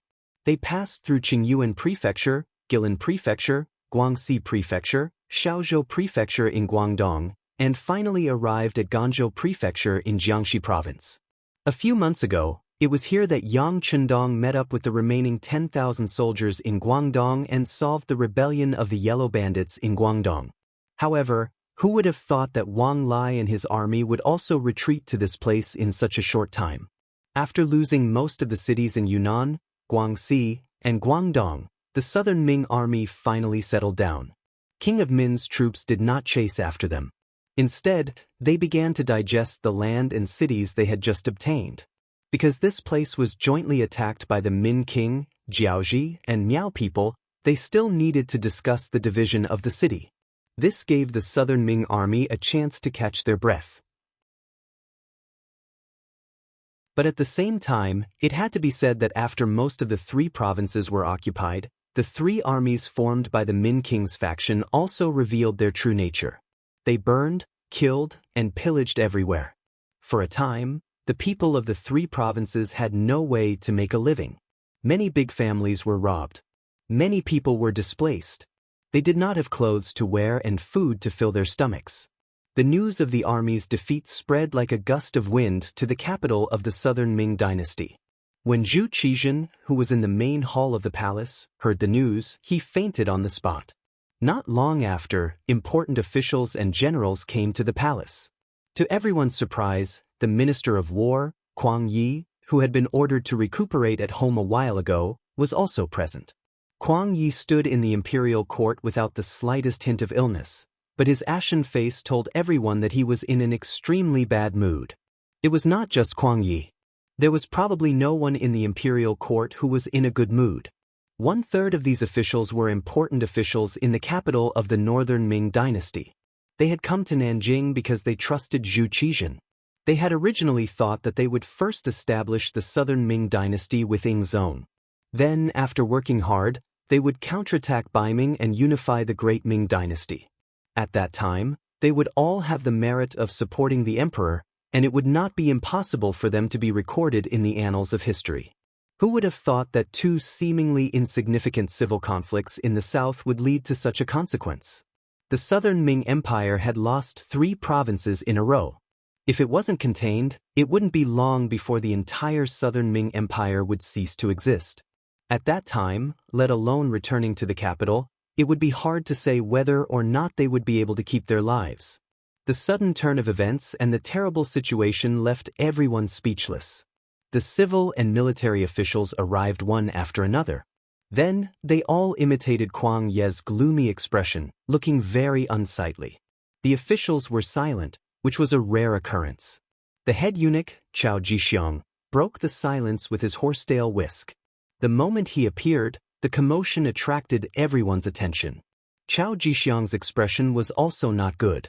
He first swept his gaze across the officials, and when he saw that everyone was present, he sighed in relief and said, "The emperor has decreed that Kuang Yi, Wang Zue, Qin Sun, Xiao Xian, and Shang Lu are to wait in the inner hall."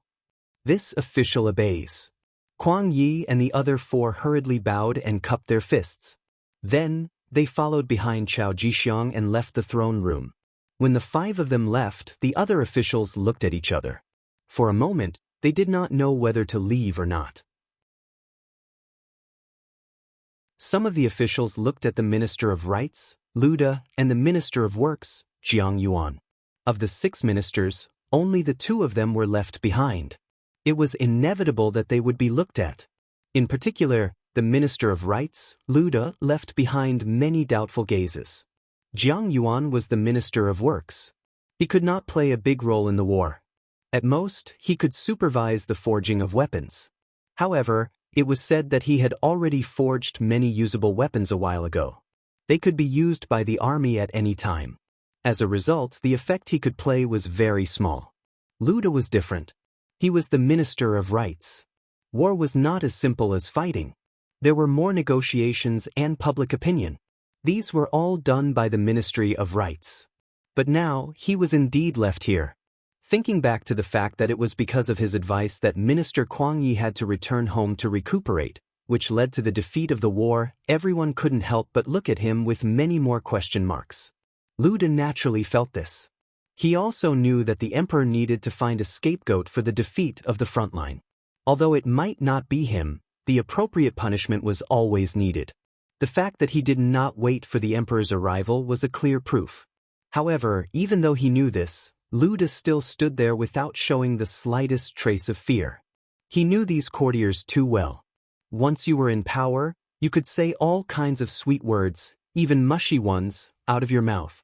On the other hand, once you've lost your power, you'll be able to say all sorts of nasty things.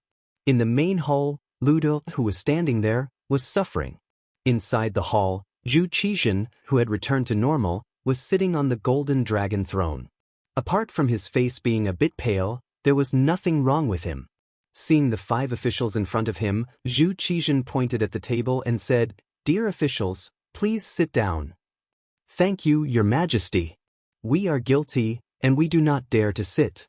The 5 ministers looked at each other, shook their heads, and said that they were guilty. Often, the more polite the emperor was to you, the more it meant that it was not a good thing. They had seen this many times. Naturally, they did not dare to casually sit down. "AI, what are you guilty of?" "The guilty ones are the generals at the front lines. It has nothing to do with you. Sit down. Minister Kwang, you're the oldest here, and your health hasn't been good for a while, so you should take the lead and sit down." "Alright, is your body alright now?"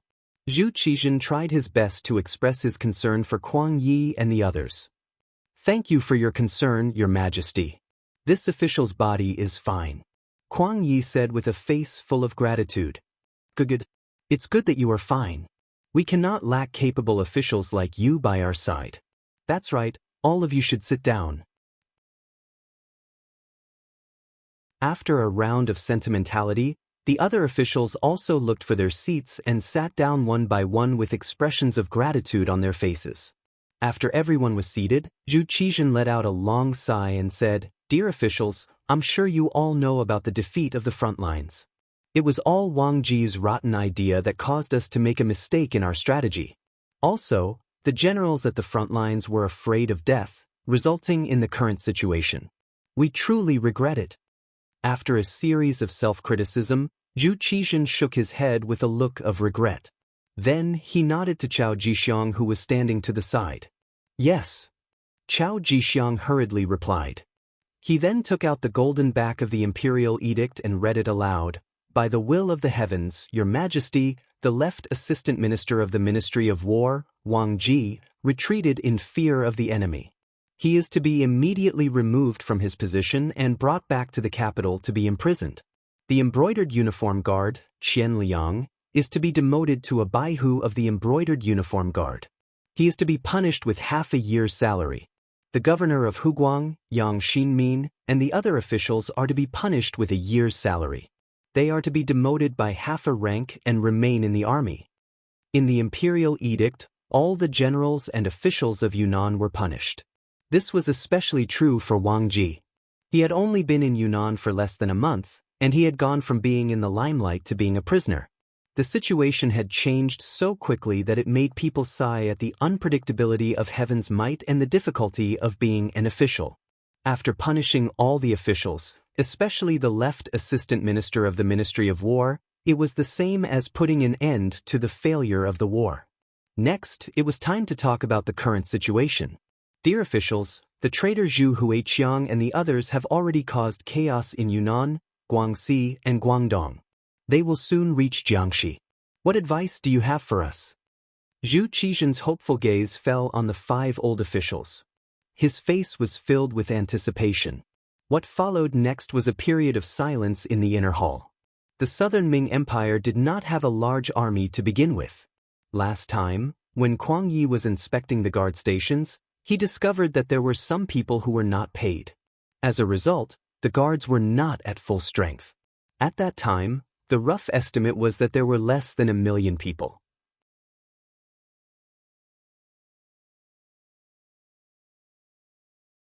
Chapter 417. They had less than 1,000,000 soldiers. Previously, they had used more than 300,000 soldiers in Yunnan.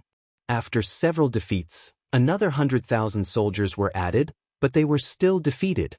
Looking at it this way, even if the entire southern Ming Empire's army was gathered together, they would only have about 500,000 soldiers or even less. These people still needed to guard many cities and prefectures, so it was impossible to mobilize all of them. Otherwise, not only Yunnan, Guangxi, and Guangdong, but other places would also riot due to the absence of the military presence. Without a weapon to use, it was like a clever housewife couldn't cook a meal without rice. No matter who it was, it would be difficult to solve the problem in a short period of time. Of course, it could not be solved now, but it did not mean that it could not be solved in the future. For example, they could recruit soldiers again. After the rule of Renchuanji, the population of the Great Ming Empire was still large. It was not difficult to recruit 1,000,000 soldiers under the command of Renchuanji. The difficult thing was that they did not have the time. It took time to recruit soldiers, and so did training. If they really recruited 1,000,000 soldiers, it would take at least 2 years to perfect it. It would take such a long time. Would the king of Min's people give it to them? What if they killed their way over during this time? The situation would be even more chaotic. Even if it was too late to recruit soldiers, there was another way that might work. It was to ask for help from Baiming. Today, Baiming did not have any wars because of geographical reasons. And it was said that they had just recruited a lot of soldiers and were training. They should have extra soldiers. If they could borrow 500,000 soldiers from them, the problem of the king of Min could be solved. But the problem was, would they agree? If they really borrowed 500,000 soldiers, would they listen to Ingzong? Don't turn the spearhead and charge to Nanjing. That would really be diverting the calamity. Don't think that Baiming wouldn't do such a thing. Why did the king of Shiping not go all out for a long time? Wasn't it because of them? It was because of their interference that the situation in Yunnan changed. The king of Min's strength was getting stronger and stronger, and now he occupied 3 provinces. It was too late to recruit soldiers, and asking for help was not reliable.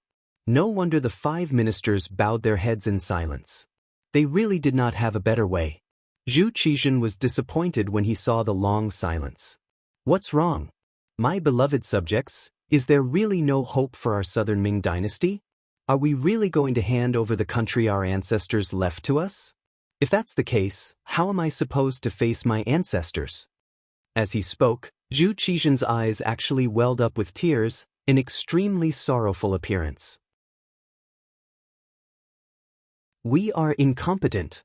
Wang Zue and the other 4 important officials saw the emperor's actions and were so frightened that they hurriedly got up and knelt on the ground.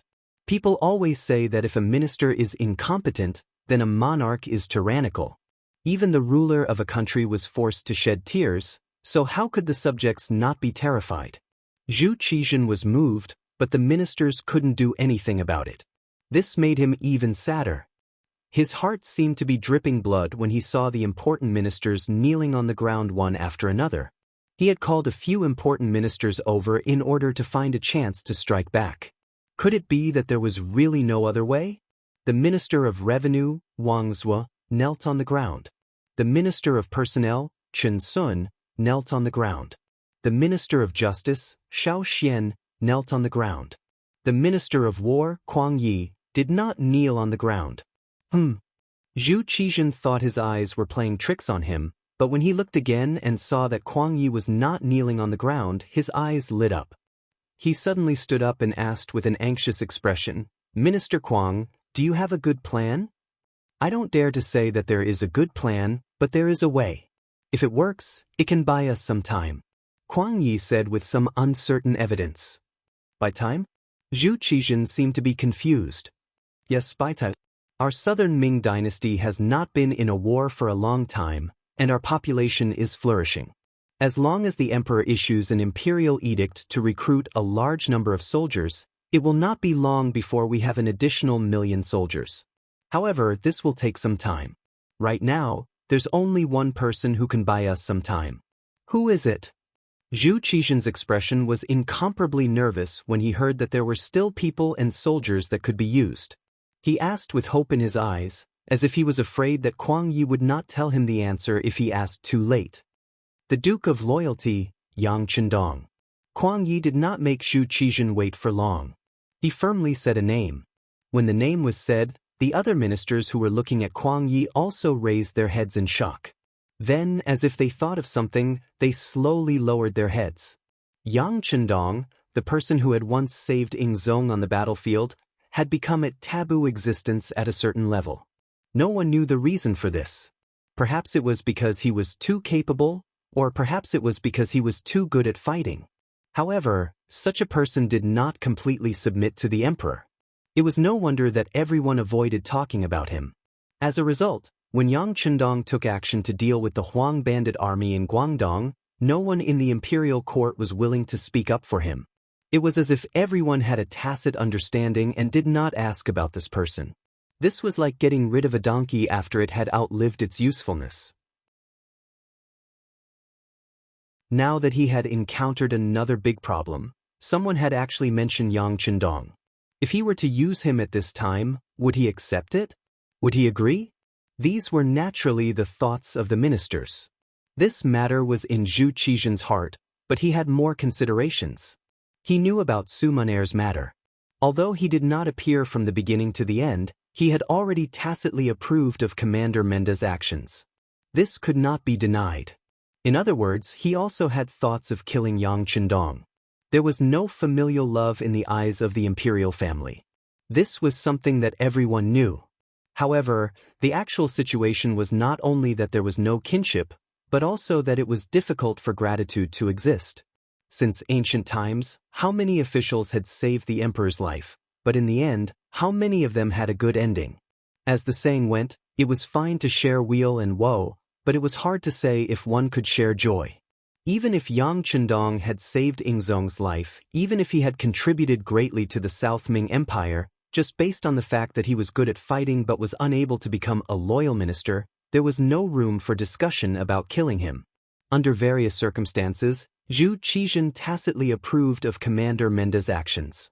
Moreover, he had received a secret report from the embroidered uniform guards saying that Su Muner had succeeded.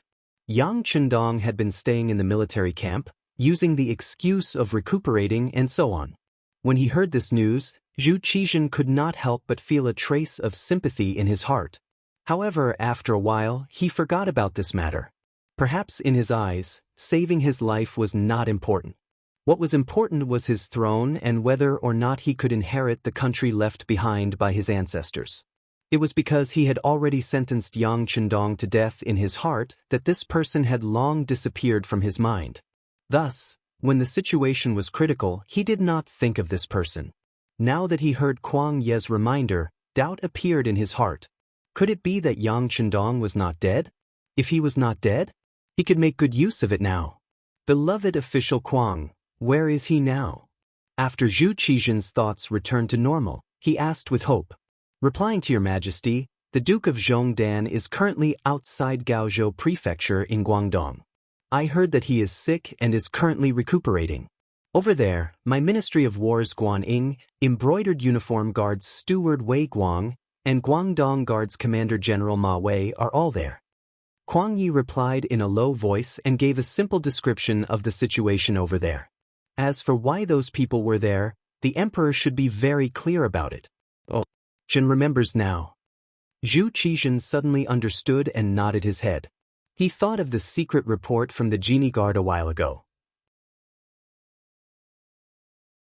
It said that Wei Guang was thinking of ways to persuade the mercenaries to work for him. At that time, he also thought that this was a good idea. The great Ming Empire was vast and abundant in resources. What good things did it not have? As long as he was sincere enough, it was not impossible to keep those mercenaries who could fight for him. However, he did not receive any secret reports in such a long time. It seemed that the progress of the matter was not smooth. If it was not smooth, then it was good. If it was not smooth, then there was a possibility of Yang Chendong sending troops to quell the rebellion.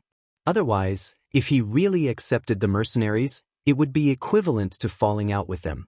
Zhu Qizhen quickly made a decision in his heart. After the court, he would notify the embroidered uniform guards and have them stop what they were doing to the mercenaries. At least on the surface, they would ease the relationship between them. However, this was a method of mending the pen after the sheep had been lost. The important thing was to discuss with Yang Chendong. Thinking of this, he said to Kuang Yi, "Zhen heard that the Duke of Loyal Valor is sick. Is his illness serious?" "I do not know. I have sent Guan Ying to visit him, but I have not seen him. He could not even enter the barracks. I think his rank is not high enough." Kuang Yi hesitated as he spoke. "If that's the case, we should send an important official over."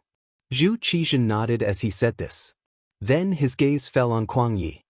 "Beloved official Kuang, I am afraid that I will have to trouble you to make a trip. If you can see the Duke of Loyal Valor, ask him to take action no matter what. Don't ask him to defeat the rebels, but at least stabilize the current situation and buy time for our southern Ming dynasty to develop." "I am old." This time, Kuang Yi did not immediately agree. Instead, he spoke with an ambiguous attitude. Kuang Yi said this because he was complaining. He was complaining about how Ingzong grounded him at home a while ago. Now that he had a use for him, he did not think about the fact that he was almost 70 years old.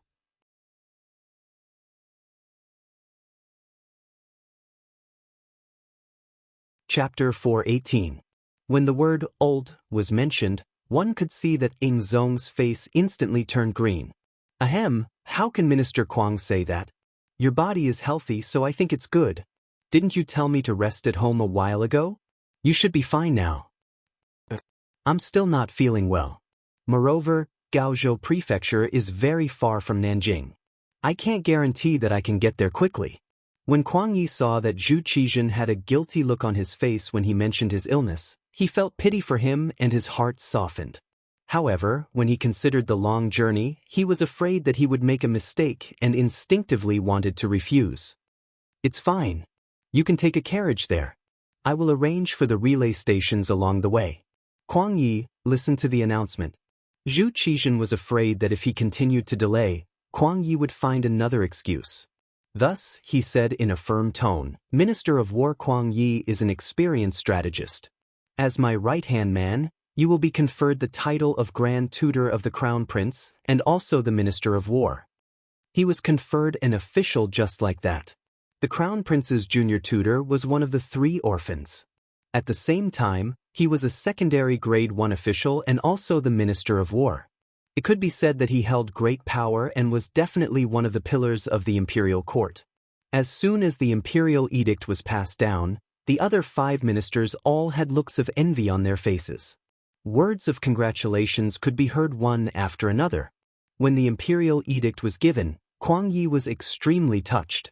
Ever since the great Ming dynasty was split into the north and south, there were no longer any primary grade officials in the imperial court. The cabinet was also removed. The ministers of the 6 ministries became the leaders of the officials. He originally thought that he would be satisfied if he could keep his position until he retired. However, he never thought that there would be a day when he would be promoted to Grand Tutor of the Crown Prince and become a secondary grade 1 official. With such a position, he could definitely be called the leader of the officials. How could he not be excited and moved by this honor? He was so touched that he knelt on the ground. "Thank you for your kindness. I will go home and pack up before heading to Guangdong. Even if I have to sacrifice my old bones, I will persuade the loyal duke to work for the great Ming dynasty and defeat the enemy." "Good." Seeing that Kuang Yi was so straightforward, Zhu Qizhen happily stood up and said, "As expected of a loyal minister of the great Ming dynasty, a pillar of the country." Just like that, Minister Kuang immediately packed up and left. Everyone else had to cooperate with him to the best of their ability. In addition, if the Duke of Loyalty and Courage raises any conditions, my beloved subject can also agree to them on our behalf. "Yes, Your Majesty." With Zhu Qizhen's words, Kuang Ye's heart was filled with confidence. He had more confidence in the Guangdong trip. In this meeting with the emperor, Kuang Yi was conferred the title of Grand Tutor of the Crown Prince and regained the favor of the emperor. Outside the Kuang manor, There was an endless stream of officials who came to congratulate him. It was a scene of prosperity.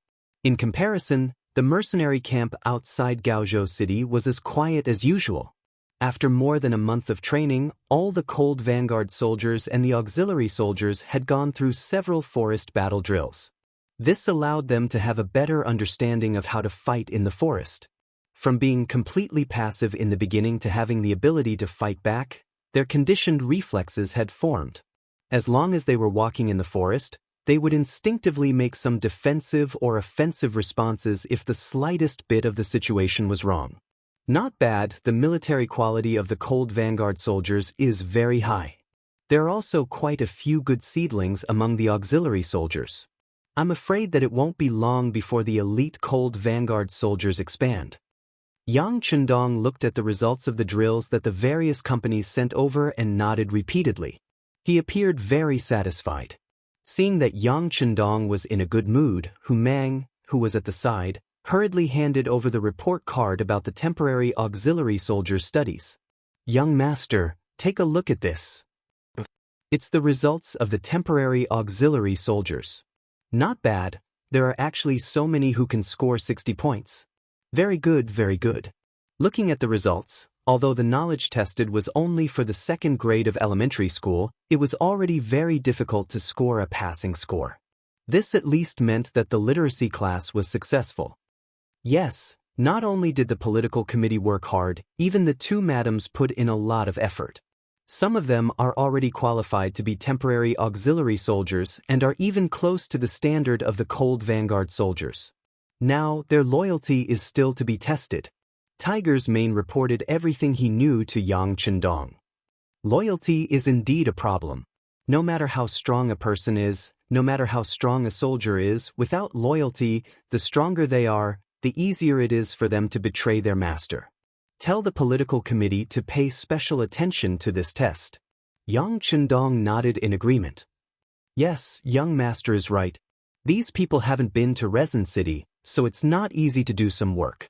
After all, we can't be sure if there are spies from other parties. Now isn't the time to announce young master's identity, Tiger's Mane said in a troubled tone. The soldiers who joined the army in Resin City usually didn't have to worry too much about their loyalty. Other things aside, just the changes that could be seen with one's eyes were enough to let everyone know who to follow in order to live a good life. When they and their families lived a good life and didn't have to worry about food and drink, they would have to think about who brought all this to them. Why would they need to worry about loyalty? When someone mentioned that they had to join the army to protect their home and the fruits of victory from being violated by others, the number of people who joined the army had already reached 90%. In addition to the benefits a soldier could enjoy, it was enough to feed a family of 5 without having to worry about food and water. Once they reached a certain age and needed to retire from active service, they would be given jobs that others envied. Even those who were injured on the battlefield would be in high demand once they returned home. With all these benefits, why would they need to worry about the lack of manpower? Why would he need to worry that these people would have any rebellious thoughts and intentions? However, it was different in the territory of the Great Ming Dynasty. There were some people whose backgrounds weren't even clear. Even if one tried to brainwash these people, they wouldn't be able to meet the best requirements. If they were allowed to understand too much about these people, they would be exposed even more. If Yang Chendong's identity was exposed because of this, wouldn't there be a huge problem? At the very least, the safety of his family in the capital became the most important thing to worry about. We still need to seriously investigate their backgrounds. For those who we can't be completely sure of, we can consider persuading them to leave the ranks of temporary auxiliary soldiers. In short, if there is a trace of uncertainty, we can't use them, let alone use them. Yang Chendong nodded.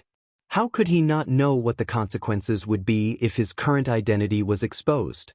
At that time, even if he didn't rebel, others would say that he had rebelled.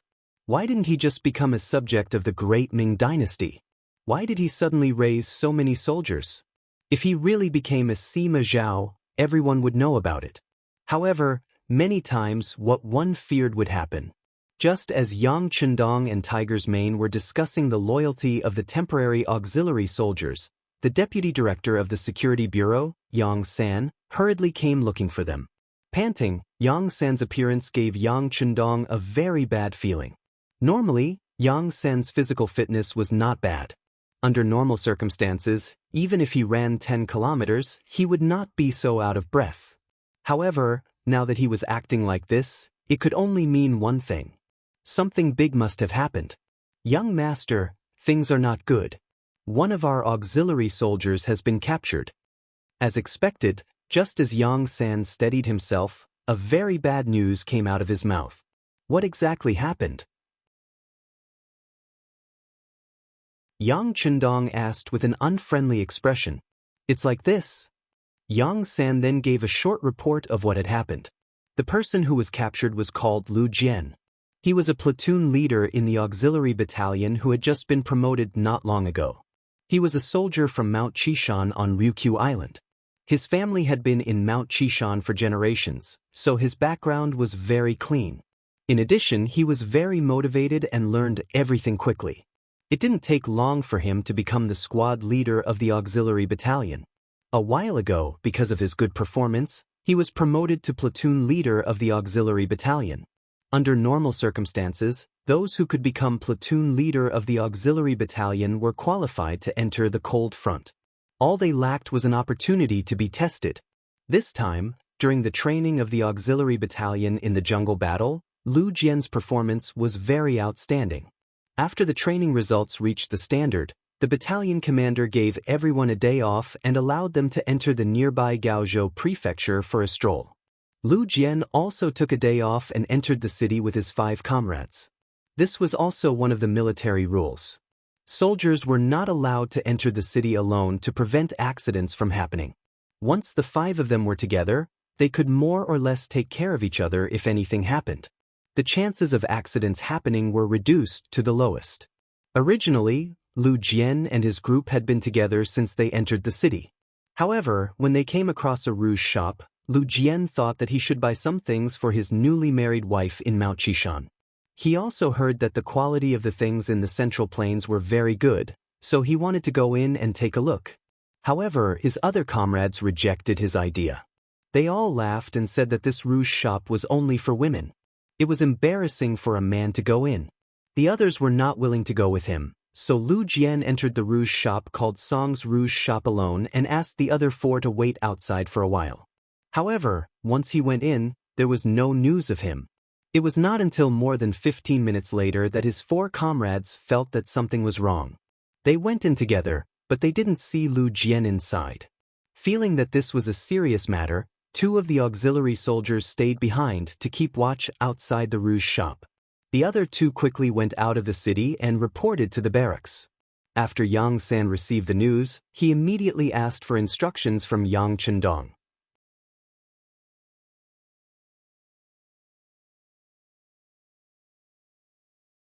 Chapter 419.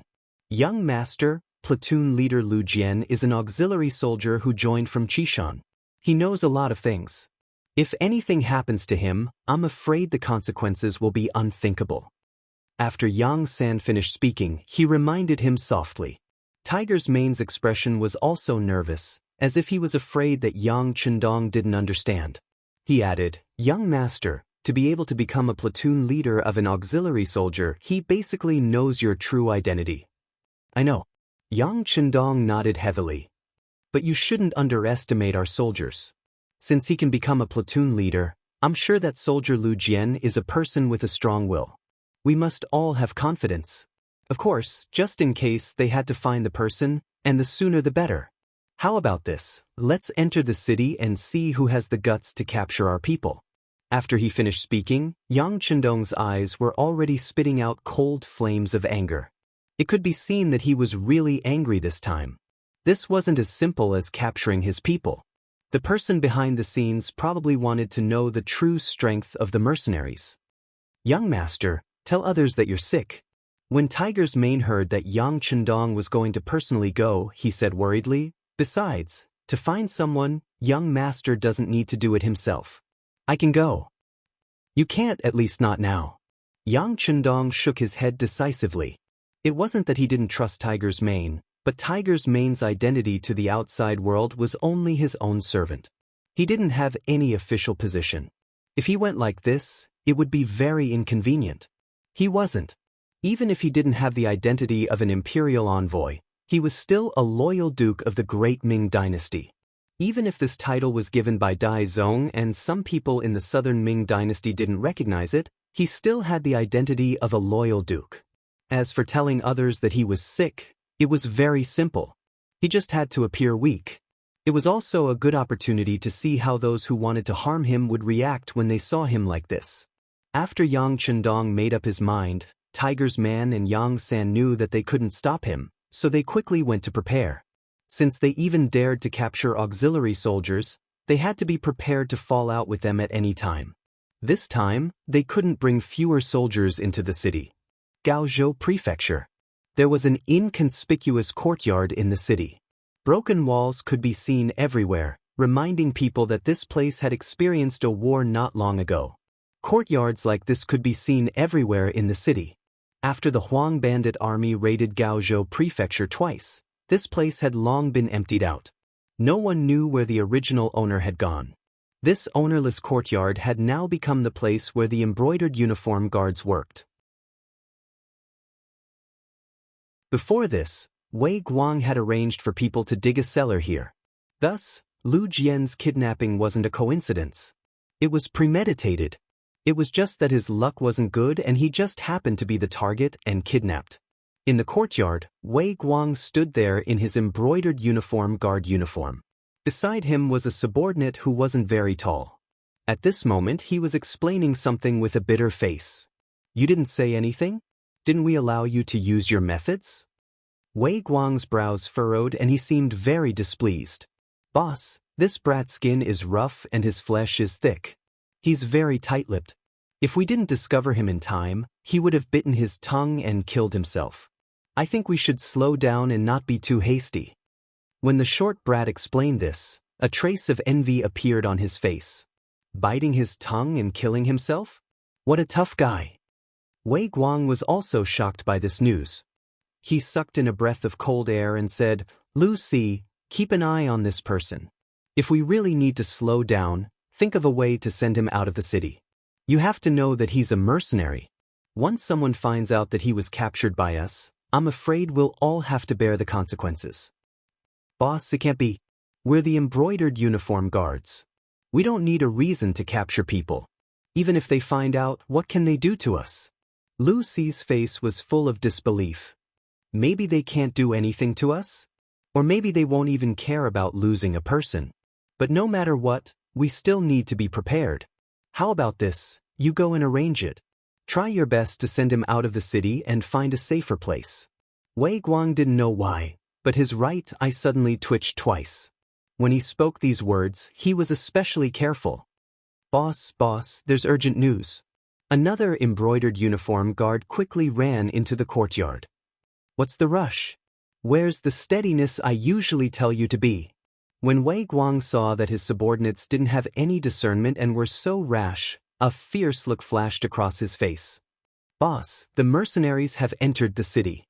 I heard that the Duke of Loyalty has also entered the city." The embroidered uniform guard ignored Wei Guang's displeased look and told him the news he just received in one breath. What? Wei Guang, who was pretending to be absent-minded, suddenly froze when he heard this sentence. Then, as if he remembered something, he grabbed the collar of his subordinate and said, "What did you just say? Repeat it again." With his collar grabbed, the embroidered uniform guard found it difficult to breathe. At this moment he didn't dare to resist. Instead, he forcefully repeated, "The mercenaries have entered the city. Looking at their grandiose appearance, I'm afraid there are no less than 2,000 of them. Among them, there's also a very luxurious carriage. I heard from others that it's the Duke of Loyalty's personal carriage." Bastard, how could this be? With a sudden force, Wei Guang let go of the embroidered uniform guard's big hand. Then, he fiercely stomped his foot and glared at Lu Si as he said, "Don't move first. Let me go take a look first. That's right, instruct the people here to keep their eyes open. Once they find something wrong, kill them. In short, Don't leave any evidence behind. Seeing that Wei Guang was so anxious, Lu Si didn't dare to be negligent and immediately nodded. Boss, don't worry. Once something goes wrong, we'll kill them to silence them. The dead tell no tales. Very good, let's go. Seeing that his subordinates understood his meaning, Wei Guang didn't want to stay here any longer. With a wave of his hand, he left the courtyard with nearly 30 embroidered uniform guards. However, what he didn't know was that his every move was being watched by someone. On the roof of a courtyard that was almost a street away, someone was using a high-powered telescope to see everything that was happening. The most frightening thing was that the person who was observing could read lips. In other words, the conversation between Wei Guang and Lu Si was also clearly heard by someone else. Young master is really amazing. He actually thought that it might be the embroidered uniform guards and arranged for us to follow Sir Qianshi. Hee, now that we know that Lu Jian is here, it's easy to handle. Tai Hu put down the high-powered telescope in his hand and revealed a fierce face. The captain of the Wolf Fang Special Forces, Tai Hu, was the one who could read lips and had been observing everything that was happening in the courtyard. In fact, not only Tai Hu, but also the other 19 members of the Wolf Fang Special Forces were proficient in lip reading. This was also the special requirement that Yang Chendong had for them. Since they were the elites of the elites, not only did they have the most advanced weapons in their hands, but they also had to be able to rely on their own abilities. Tai Hu said confidently, but in the eyes of the extremely thin team member beside him, he couldn't help but worry. Tiger King, the sixth young master, said that the embroidered uniform guards are not weak. You must not be careless. Although Wei Guang is gone now, there are at least 10 embroidered uniform guards around. If you are not careful, Lu Jian's life will be lost. If something happens to him, our mission will be considered a failure.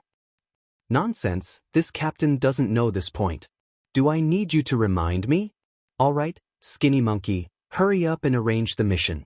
Let King Kong, Violent Ape, Silverhand, and Steel Leg get ready. Also, inform Captain Baizwar of the Ghost Sniper team. Tell them that the opportunity to contribute and kill the enemy has come. Tai Hu said as he slapped the man with the nickname of Skinny Monkey. Skinny Monkey retreated as if he was flying backward. In just a blink of an eye, Skinny Monkey had retreated at least 4 meters away, which also allowed him to avoid Tai Hu's slap. It was obvious that this was not the first time something like this had happened. Skinny Monkey, who had retreated far away, heard that Tai Hu wanted to cooperate with the Ghost Sniper team to complete the mission. He knew that his captain was very careful in doing things even though he said it happily. His heart was relieved. All right, Tiger King, please wait for a moment. I will go and inform them now. Skinny Monkey, who had finished speaking, disappeared from the roof after a few ups and downs. It gave people the feeling that he was moving so fast that it was as if he was teleporting. Gaozhou Prefecture Government Compound. This place was completely surrounded by the mercenaries. Among them, there were a few Ming soldiers who were unwilling to submit and wanted to resist. Following that, they were showered with blows from the mercenaries. They thought that they were strong, but when faced with the angry elite Lung Feng, they were no different from children facing adults. What are you doing? What are you doing? Are you trying to rebel? The sudden attack caught the Ming army off guard. A few of the centurions of the Ming army shouted aggressively, wanting to use their power to suppress the enemy. Bang bang bang bang. What greeted this voice was a few powerful fists. The centurions who were shouting just now were soon swollen like pigs. Even when they spoke, their voices were no longer as clear and precise. What's going on? Everyone stop. The commotion here quickly attracted the attention of others. Following that, a loud shout was heard. General Yu Guang, who was fully clad in armor, appeared. When he saw that the people who were beaten up were all his subordinates, even the whiskers on his lips could not help but tremble a few times. Who was the one who attacked just now? Who was it? Stand out if you have the guts.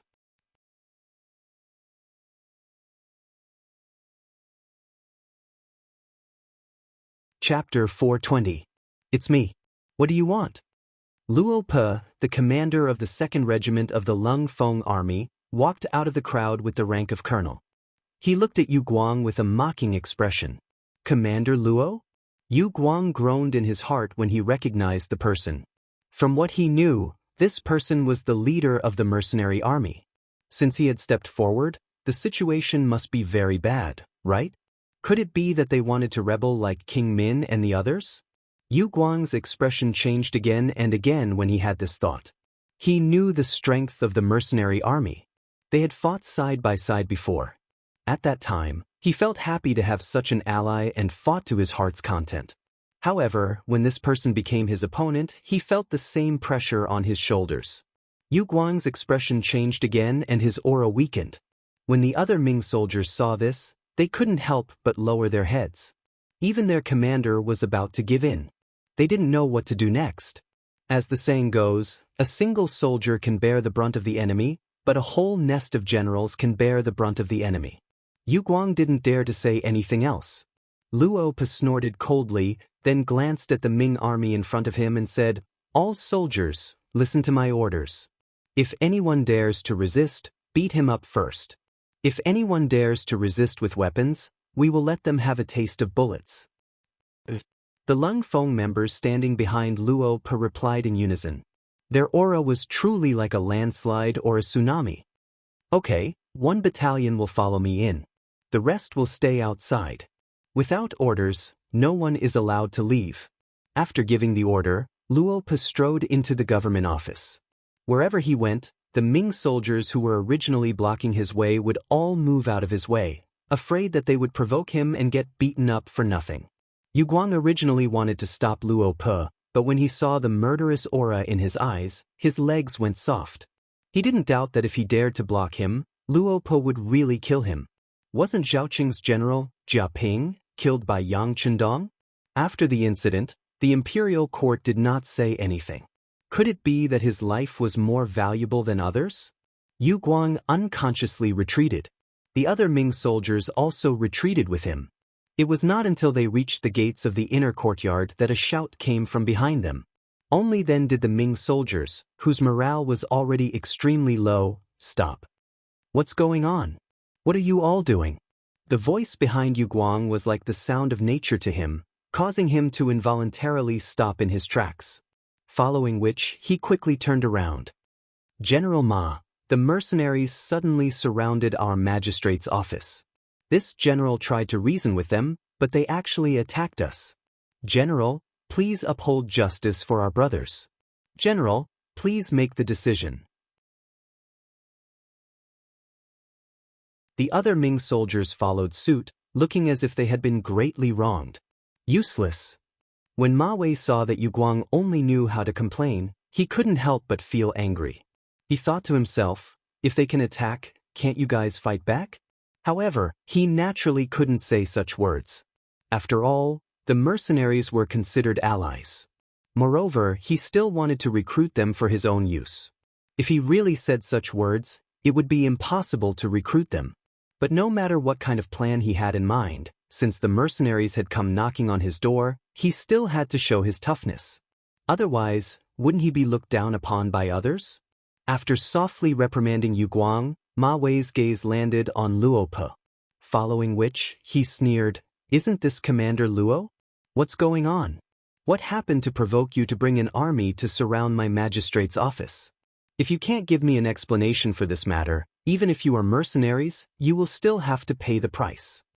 Looking at Luo Pa, who was chatting enthusiastically with everyone a while ago, General Ma Wei put down his pride.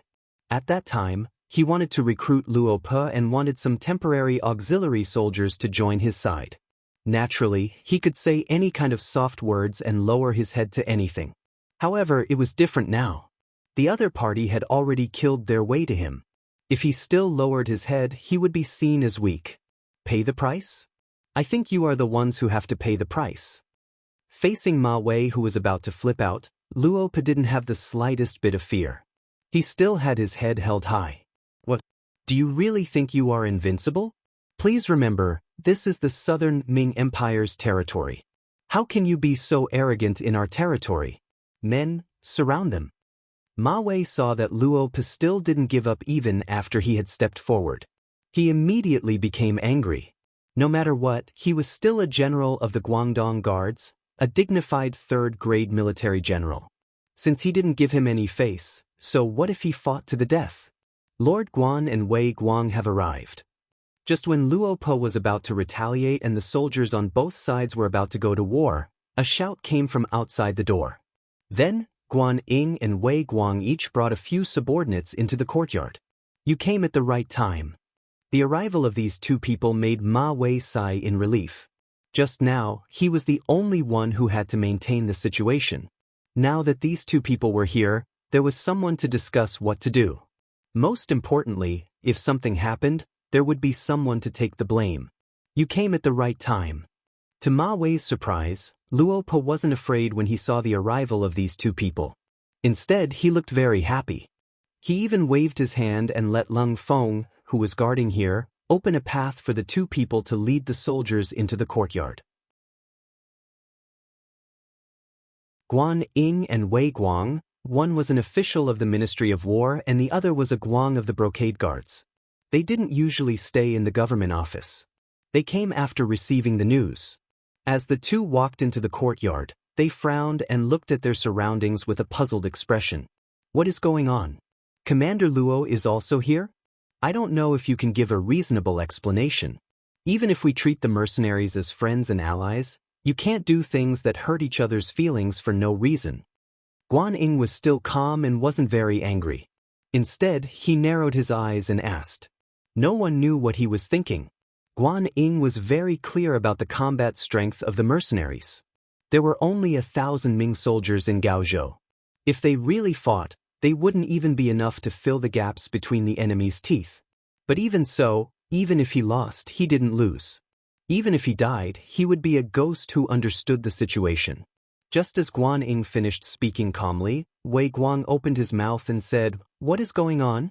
Can't you see? Moving soldiers into the city without orders is already a violation of the laws of the Ming dynasty. No matter what the reason is, we can't let it go. This was a preemptive strike. Wei Guang, who knew what he had done, spoke in an interrogative tone. He wanted to muddy the waters and put the blame on the other party first. In this way, he would have the initiative in his hands. When Guan Ying heard Wei Guang's words, he frowned. This was clearly putting the blame on them. Wouldn't this be forcing the mercenaries to do something extreme? If this was the case, no one present would be in a good mood. Especially since the Min King's faction was very powerful. Even Guangdong was divided into two. If they were to create such a powerful enemy like the mercenaries, the southern Ming dynasty would really be finished. This was no longer a matter of face. It was a matter of whether the southern Ming dynasty could survive or not. Guan Ying was naturally careful. He glared at Wei Guang, warning him not to speak carelessly. Then he looked towards Luo Po and said, Commander Luo, this official believes that there must be a reason for you to come here and mobilize so many people. However, may I know what it is for? Seeing that Guan Ying's words were still considered polite, Luo Po nodded. All right, since Lord Guan wants to get to the bottom of this, then this commander will tell you. Just over 2 hours ago, one of our mercenary soldiers went missing in the city. This is a provocation to our mercenary army. You must give us an explanation for this matter, otherwise we can only investigate it ourselves. Even if we have to turn the entire city upside down, we must have a conclusion to this matter. A soldier of the mercenaries went missing? Hearing this result, Guan Ying's face was filled with shock. Not only him, even General Ma Wei, who was confused just now, had his mouth wide open. He stood there with an incredulous expression. Wei Guang's heart skipped a beat. His guess was right. These people came for Lu Jian. However, he didn't expect that they would mobilize so many people just because one person went missing. Presumably, that person must know a lot of secrets. As long as he could get through this hurdle, he would be able to obtain first-hand information about the mercenaries. Looking at it this way, all the risks were worth it. Of course, whether the matter would have the result he wanted, it would depend on whether he could get through this hurdle or not. If he could get through it safely, then everything would be easy to discuss. Thinking of this, Wei Guang took half a step forward. He pointed at Luo Po and said, What? You lost one person and you come looking for us? What kind of logic is this? Who knows if your soldiers are deserters because they're afraid of war? We won't take the blame for this. Seeing Wei Guang jump out first, Luo Po's expression didn't change. He only said sternly, "Wei Guang, please be careful with your words. Our mercenaries will not have any deserters. Don't use your subordinates' methods on us brothers. You can't bear the consequences." Being threatened again, Wei Guang's expression was naturally very ugly. "Luo Po, you should also watch your words. I am a member of the embroidered uniform guard.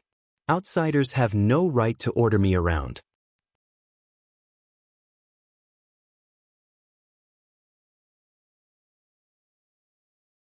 Chapter 421. Everyone, please don't get angry. Guan Yingyan saw that Wei Guang's tone was not friendly. He was afraid that if this continued, the two sides would fight before the matter was cleared up. If that happened, the truth would never be revealed. Therefore, he stood up and wanted to be a peacemaker. "Commander Luo, Wei Guang's attitude may not be very good, but what he said is the truth. You want to search the entire city for one missing person. Isn't this too much?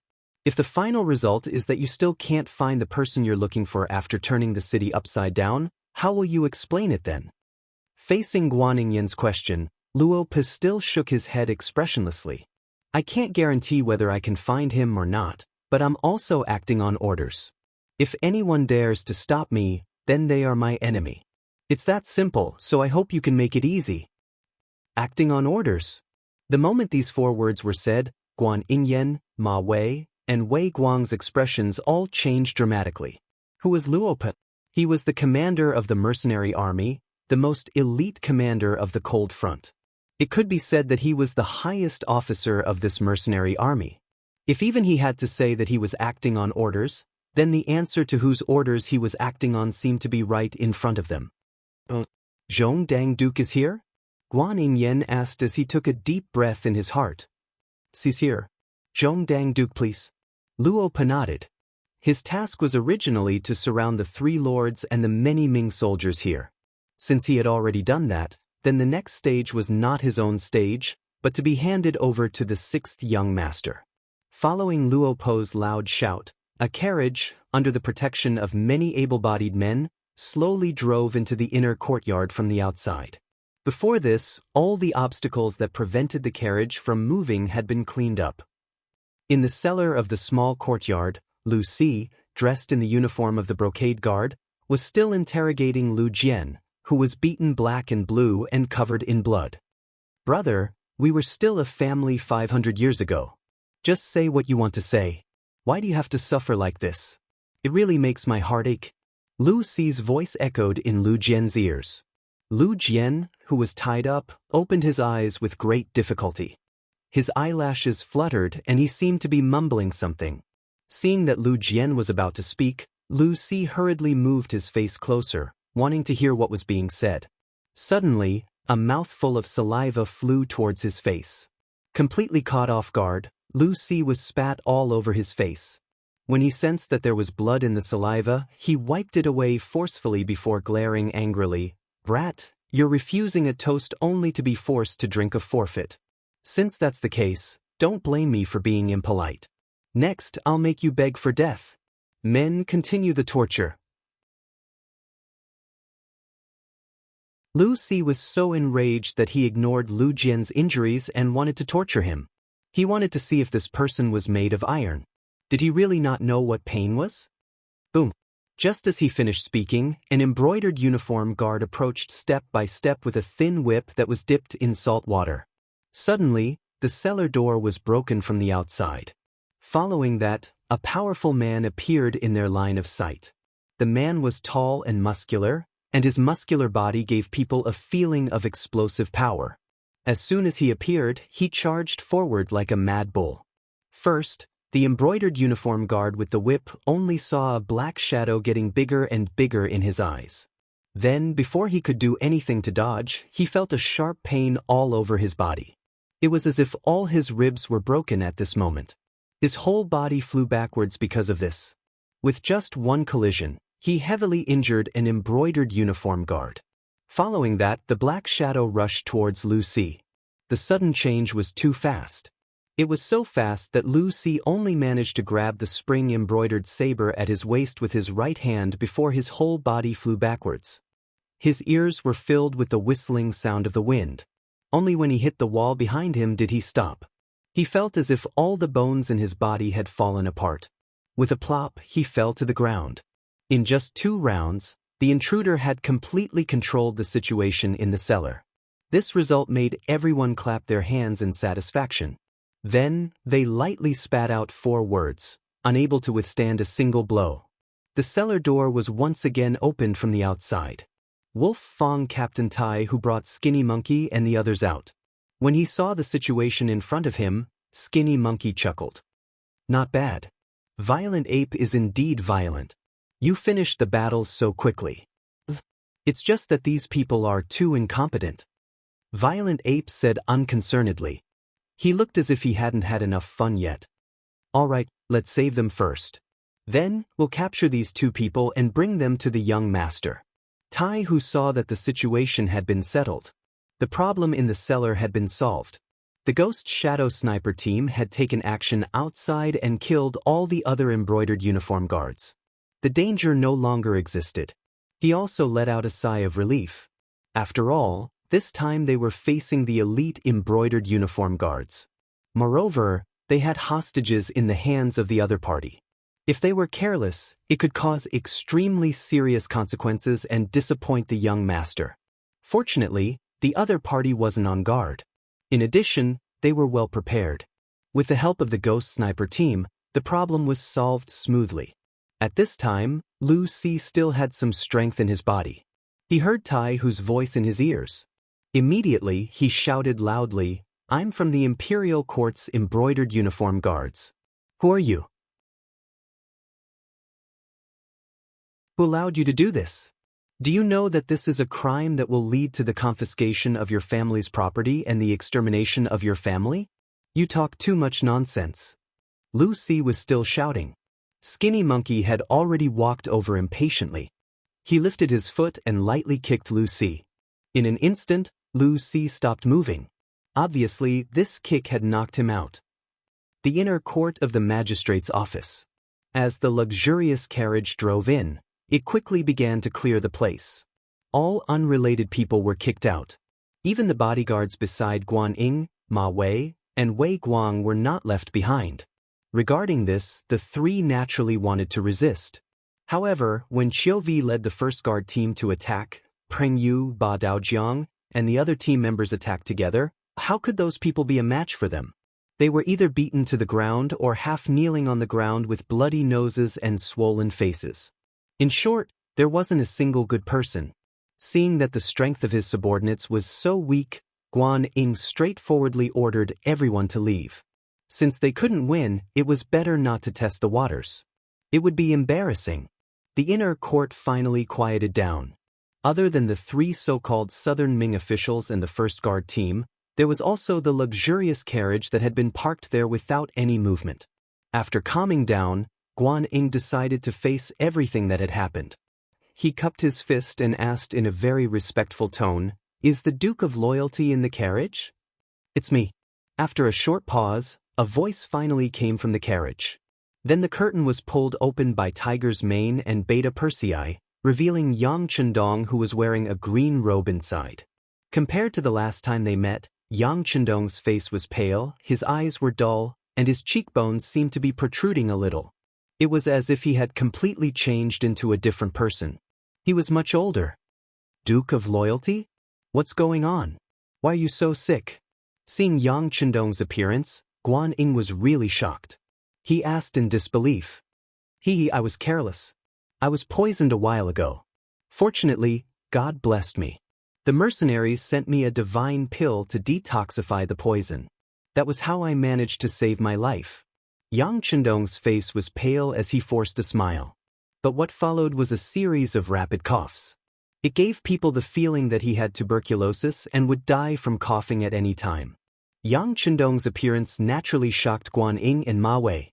At first, they thought that he was looking for an excuse to not meet them because he was sick. But after a long time, they couldn't help but have all kinds of guesses. But in the end, They didn't expect his condition to be so serious. It looked as if he would die at any time. On the other hand, Wei Guang's expression didn't change. On the contrary, he was secretly delighted. What was going on? He probably had the clearest judgment in his heart. This time, he came to Gaozhou Prefecture to see how Yang Chendong's condition was. He didn't expect that after not getting an answer for a long time, he would see hope when he thought there was no hope. Just by looking at it, the Duke of Loyalty was indeed seriously injured. It was the result of Su Muner's attack. But what Wei Guang didn't expect was that if she attacked, he should be dead. How could he still be alive? Could it be that it was like what was said just now, that it was a divine antidote sent by the mercenaries? If that was the case, how many good things did the mercenaries have that they didn't take out? While Wei Guang was still pondering over the crux of the matter, Yang Chendong had already opened his mouth once again. Sirs, this time the mercenaries had no choice but to act. As you all know, the mercenaries are very protective of their people. Anyone who dares to provoke them will not have a good ending. Now that a person has gone missing, and I heard that it's an officer, it's reasonable that they would be angry. How about this? I will be the middleman and give everyone a chance. If anyone is the one who captured him, stand up and ask for forgiveness now. I can even consider interceding for him. Maybe he can still live. This way, everyone won't be affected. How about it? As if he forced himself to say these words, Yang Chendong sat in the carriage and panted heavily. Tiger's Mane, who was waiting on him at the side, was anxious. Just a moment ago, the young master was still talking and laughing with them. How long had it been? How could his illness be so serious? This didn't seem like an act. How could an act be so realistic?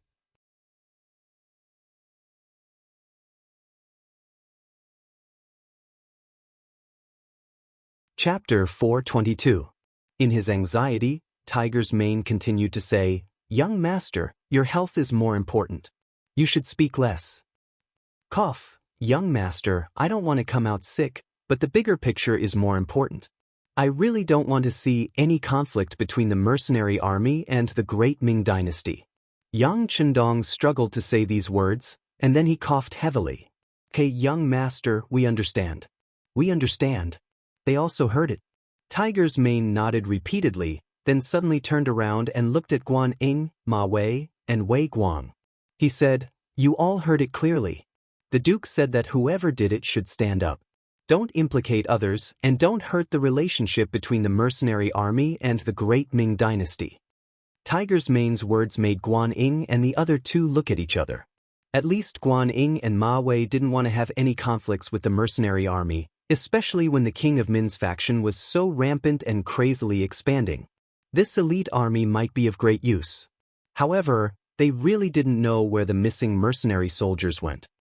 Duke of Loyalty and Courage, forgive me for speaking bluntly, but we really don't know where the mercenary soldiers went. How do you want us to hand them over? Is there a misunderstanding? Guan Ying said in a weak tone. That's right. Is there some misunderstanding? Ma Wei chimed in with an innocent look. I think this must be a misunderstanding. You guys are just trying to frame someone. Duke of Loyalty and Courage, we respect your contributions to the Southern Ming dynasty, but you can't ignore us because of this. Let me tell you, this is disrespectful to the Southern Ming dynasty. Wei Guang opened his mouth, and his tone was interrogative. His overbearing attitude was full of arrogance. Bang. Wei Guang, who was speaking, suddenly tilted his body, and then he half knelt on the ground. Then he clenched his teeth in pain, and cold sweat poured down. A gunshot was fired. The one who fired the shot was naturally Yang Chendong. He didn't seem to like the noise, or maybe he was angry that the other party called him Duke of Loyalty and Courage instead of Duke of Loyalty and Courage. In short, he had fired the gun. When the gunshot rang out, Guan Ying and Ma Wei were shocked. Then, they saw that the one who was shot was Wei Guang, and a stream of dark red blood was flowing out from his trousers. Their faces immediately changed. Loyal Duke? What are you doing? Dare I ask, what did Wei Chan do to make you want to kill him? It was Ma Wei who asked. Then, Guan Ying also expressed his stance. Duke Zhongdan, no matter what it is, we can sit down and have a good talk. If you do this, I really can't explain it to the higher-ups. You've caused trouble. Guan Ying and Ma Wei had such an attitude because of Wei Guang's noble status. They were members of the embroidered uniform guards, and even they had to be courteous to them. Secondly, he was also considered an official of the imperial court. If he attacked an official for no reason, and did it in public, he would definitely be held accountable. Yang Chendong was no longer an imperial envoy. He no longer had the power to control the southern Ming officials at any time. Got into trouble? Yes, I did get into trouble, but it's not me, it's him. Yang Chendong's voice rang out again. Tiger's Mane, have they arrived? Bring them up. Yes, Tiger's Mane replied. He turned around and saw Chiu Vi lightly nodding. Good, bring them up. Yang Chendong's calmness and Tiger's Mane's unhurried manner fell into the eyes of Guan Ying, Ma Wei, and the kneeling Wei Guang, causing them to have a look of confusion. Only Ma Wei's heart involuntarily skipped a beat. Then he shook his head forcefully. It was impossible. The place where Lu Jian was imprisoned was very hidden. It was impossible to find him so quickly. Besides, he had already instructed Lu Si to silence him if things went wrong. What was there to be afraid of? It must be something else. It must be. Comforting himself, Wei Guang's expression became much calmer. When he raised his head again, he had already recovered his initial calmness. However, all of this calmness instantly crumbled when he saw the people being escorted in. Lu Si, who was wearing a turquoise brocade robe, was escorted out. At the same time, a few brocade guard brothers who had stayed behind to guard the courtyard were also escorted out. Wei Guang could even name these people. As soon as they appeared, he felt as if his head had been blown off. The person who was brought over was indeed Lu Si. Originally, his head had been lowered, thinking that he was definitely going to die. However, when he raised his head and saw Wei Guang, who was wearing a large red python robe, a flying fish robe, a black gauze hat, a belt around his waist, and an embroidered spring saber at his waist, his originally dim and lifeless eyes instantly lit up. Boss, save me, save me. They saved Lu Jian and killed a few of our brothers. Lu Si's shouts continued, but at this time, everyone's gaze naturally fell on Wei Guang. Even Guan Ying and Ma Wei, who did not know what had happened before, understood at this moment what had happened. They also finally knew that someone had kidnapped the mercenary soldiers, and the mastermind behind this was Wei Guang. The soldiers were kidnapped. No wonder the mercenaries were so angry and mobilized so many people. At this moment, Guan Ying and Ma Wei seemed to understand the mercenaries' actions. However, their understanding was one thing, and they would definitely not express any opinions on this matter. The brocade guard was one of the most trusted subordinates of the emperor. How could others meddle with it? Even if they did something wrong, there would definitely be someone from above to vouch for them. It was not something that military officials of their level could interfere. Since they could not interfere, they could only stand aside and watch the show. From a certain point of view, Guan Ying and Ma Wei were even happy to see Wei Guang suffer. Shut up! Hearing that Lu Si's shouts had no intention of stopping, Wei Guang endured the gunshot wound on his leg and yelled loudly. Then, he looked at Yang Chendong in the luxurious carriage and said with a strong appearance, "That's right, we captured him. It was only because he violated the laws of the Ming dynasty that we had to capture him. But you guys, why did you dare to kill the brothers of the brocade guard? Do you know how big of a crime this is?" Bang! Just as Wei Guang wanted to gain the upper hand by a show of strength and wanted to question Yang Chendong, another gunshot rang out. The unprepared Wei Guang's left leg was also shot. He was originally half kneeling, but now he was completely kneeling on both knees and became shorter. How bold, capturing a mercenary soldier for no reason and still daring to argue with reason. You really deserve to be killed. Yang Chendong's face turned ashen. Perhaps it was because his body was too weak or because he was really angry, but his face gave people a terrifying feeling.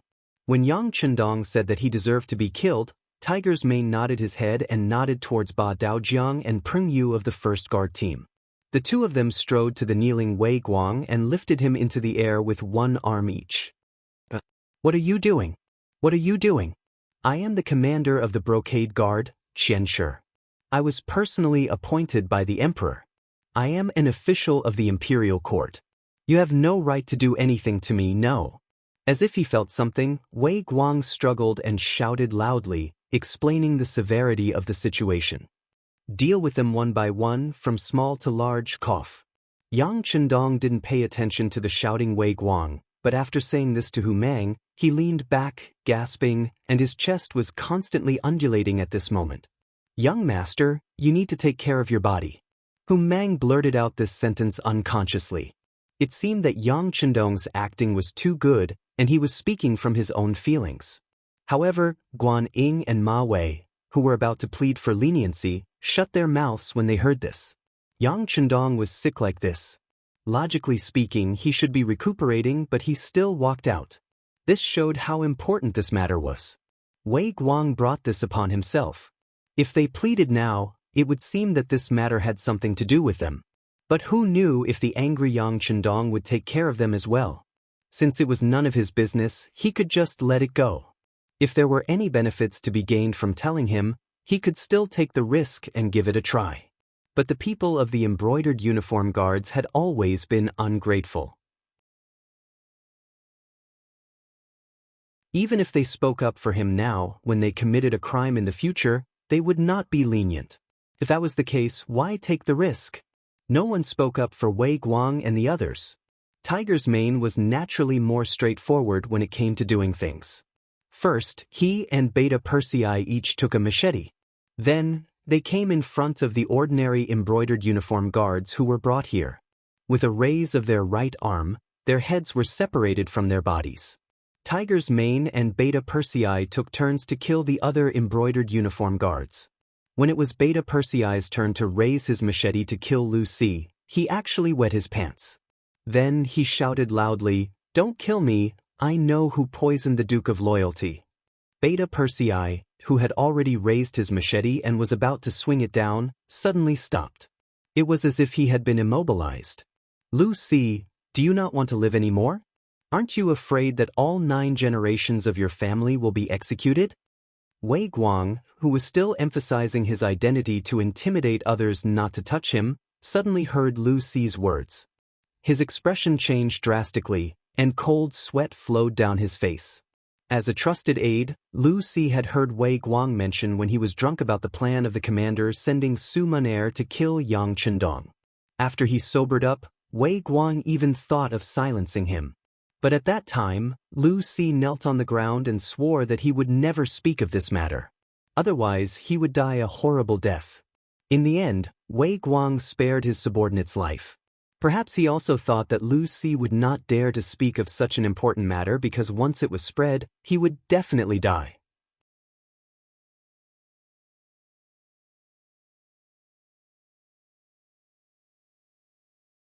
Chapter 423. But who would have thought that he would finally say it in front of so many people? The consequences would be unimaginable. Wei Guang still wanted to say something to scare him, but Pring Yu and Ba Daojiang, who were sandwiching him, received a signal from Tiger's Mane and each of them punched him in the stomach. The intense pain made him shut his mouth immediately and groan in pain. Wei Guang did not speak, but Lu Si stood there and laughed loudly.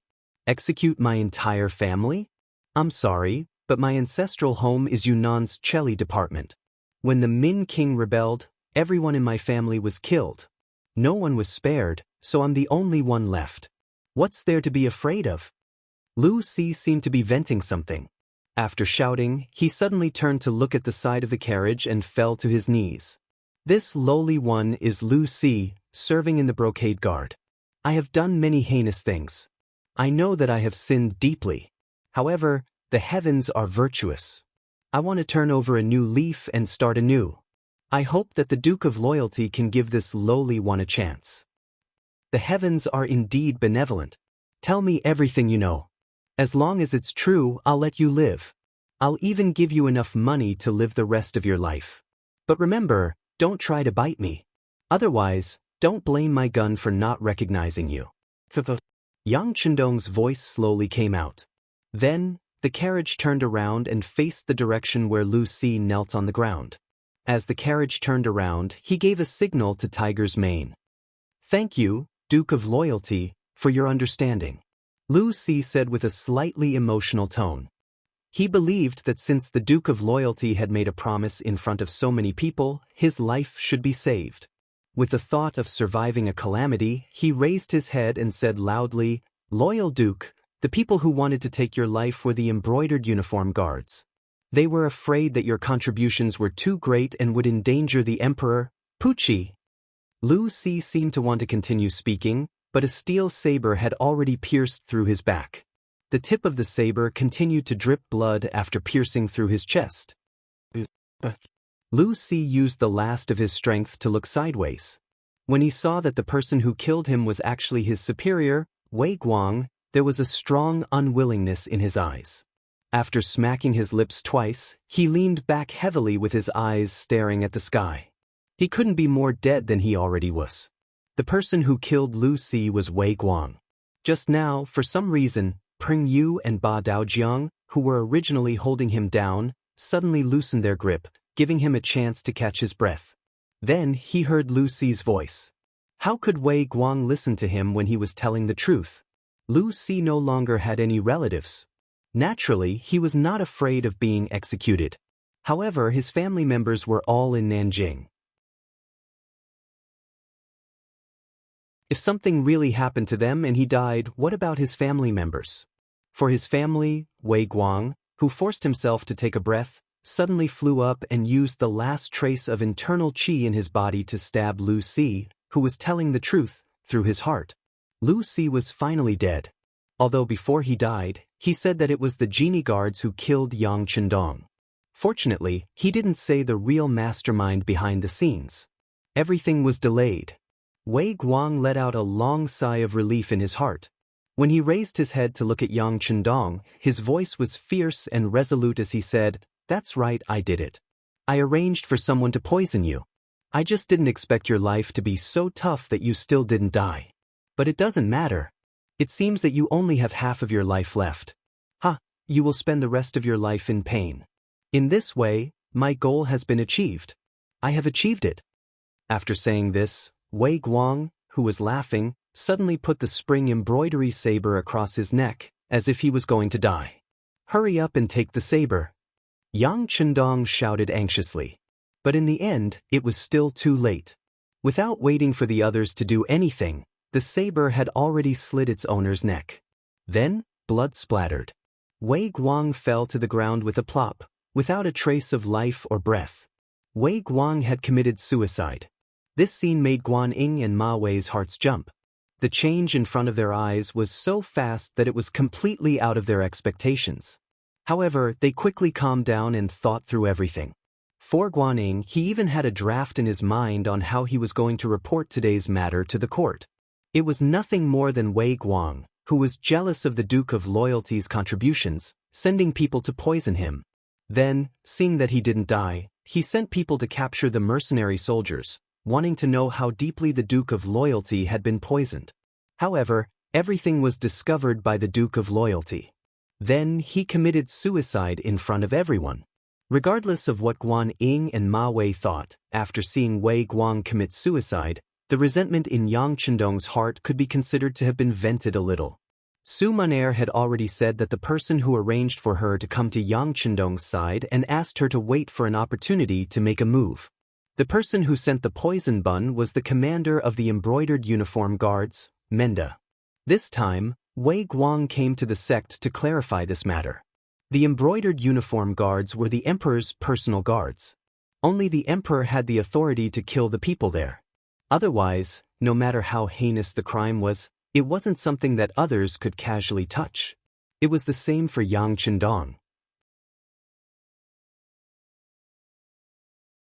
Although he already had a certain level of strength and could be said to be above many other officials, if he killed Wei Guang, it would be equivalent to giving Zhu Qizhen a big slap in the face. Yang Chendong wasn't willing to do such a thankless thing unless it was absolutely necessary. As such, Wei Guang committing suicide was naturally the best outcome. As for why he was able to break free from Peng Yu and Ba Daozhang's restraints and kill Lu Si with his crippled legs, it was naturally the result after Yang Chendong gave Tiger's Mane a hint with his eyes. In these few years, the tacit understanding between the two was still very strong. Yang Chendong didn't need Lu Si to tell the truth because he already knew the truth. On the other hand, if the truth was revealed, would he seek revenge on Menda? If he did, would Zhu Qizhen have any thoughts and allow such a thing to happen? As such, this was the current scene. Wei Guang killed Lu Si and then committed suicide. Yang Chendong could remove himself from this matter completely and also take the opportunity to knock Menda and Zhu Qizhen down, letting them know how difficult it was to kill him. This time, they were lucky to pass, but they might not be so lucky next time. Since his goal had been achieved, Yang Chendong naturally didn't need to stay here. Waving his hand, Tiger's Mane and Beta Persei put down the curtains of the carriage, and then the large group of people left the magistrate court and Gaozhou prefecture. Along the way, neither Guan Ying nor Ma Wei stood out to say anything. Yang Chendong was indeed sick, and it was quite serious. This was all seen with their own eyes. Not to mention, this illness was poisoned by the brocade guards. As such, how could they still ask Yang Chendong to leave with the mercenaries? Not to mention, now that the King of Min was powerful, they still pointed at Yang Chendong in their hearts as a shield. They believed that with the existence of these mercenaries, even if the King of Min wanted to conquer Gaozhou and Laizhou, he would have to consider the strength of these mercenaries first. They successfully returned to their own military camp. Yang Chendong was completely different from before. His illness had long disappeared, and when he appeared in front of everyone, he was full of energy. "How is Lu Jian?" Yang Chendong asked Tiger's Mane as he walked towards the infirmary. "Young master, Lu Jian only suffered some superficial injuries. He will be fine after a good rest." "Oh yes, he didn't say anything when he was tortured by the brocade guards. He is really a tough man," Tiger's Mane said with a face full of admiration. "Not bad, no wonder he can become the platoon leader of the auxiliary troops. Tell him that after he recovers, let him report to the Cold Front Regiment. He has already passed the loyalty test." Yang Chendong nodded satisfactorily, then opened the tent of the infirmary. He saw Lu Jian, who had already fainted, but his facial features still gave off a sense of determination.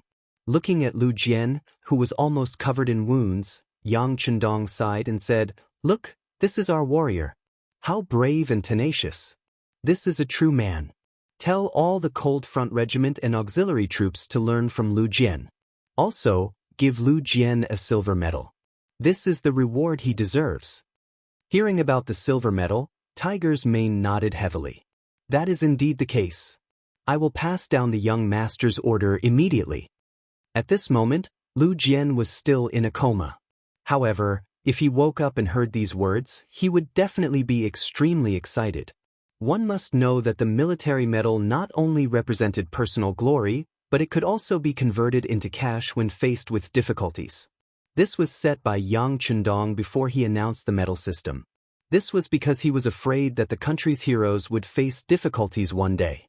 If that really happened, a high-grade medal could be exchanged for a large amount of silver, enough to solve most problems and difficulties. 1451 AD, late July. After more than 10 days of bumpy travel, Kuang Yi, the southern Ming crown prince and minister of war, finally arrived at Gaozhou prefecture of Guangdong. The reason why it was a few turns was because some of the cities from Nanjing to here were already occupied by the King of Min. He had to change his route several times along the way. Kuang Ye's entry into Gaozhou prefecture was a secret. Even his journey was very secretive. No one knew if the King of Min had placed any spies in southern Ming. If the route was made public, who knew how many times he would have to face assassination? It was even uncertain if he could safely reach Gaozhou prefecture. Because it was hidden, when Kuang Yi suddenly appeared in Gaozhou prefecture, it really shocked Guan Ying and Ma Wei.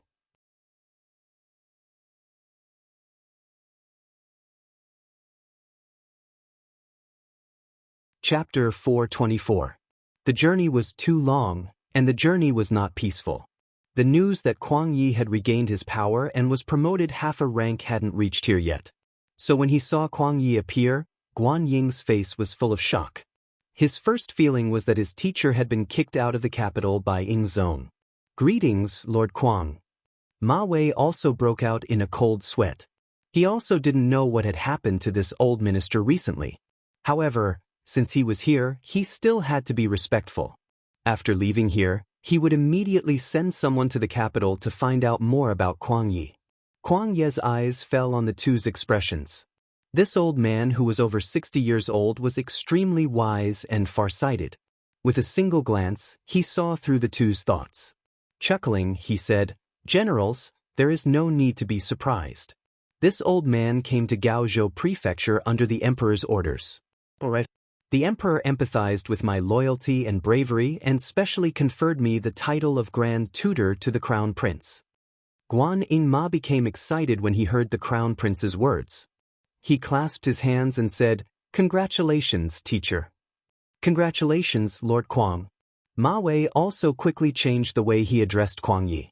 He no longer called him Lord Kuang like before, but Minister Kuang. "Congratulations to you too." Kuang Ye's wrinkled face smiled.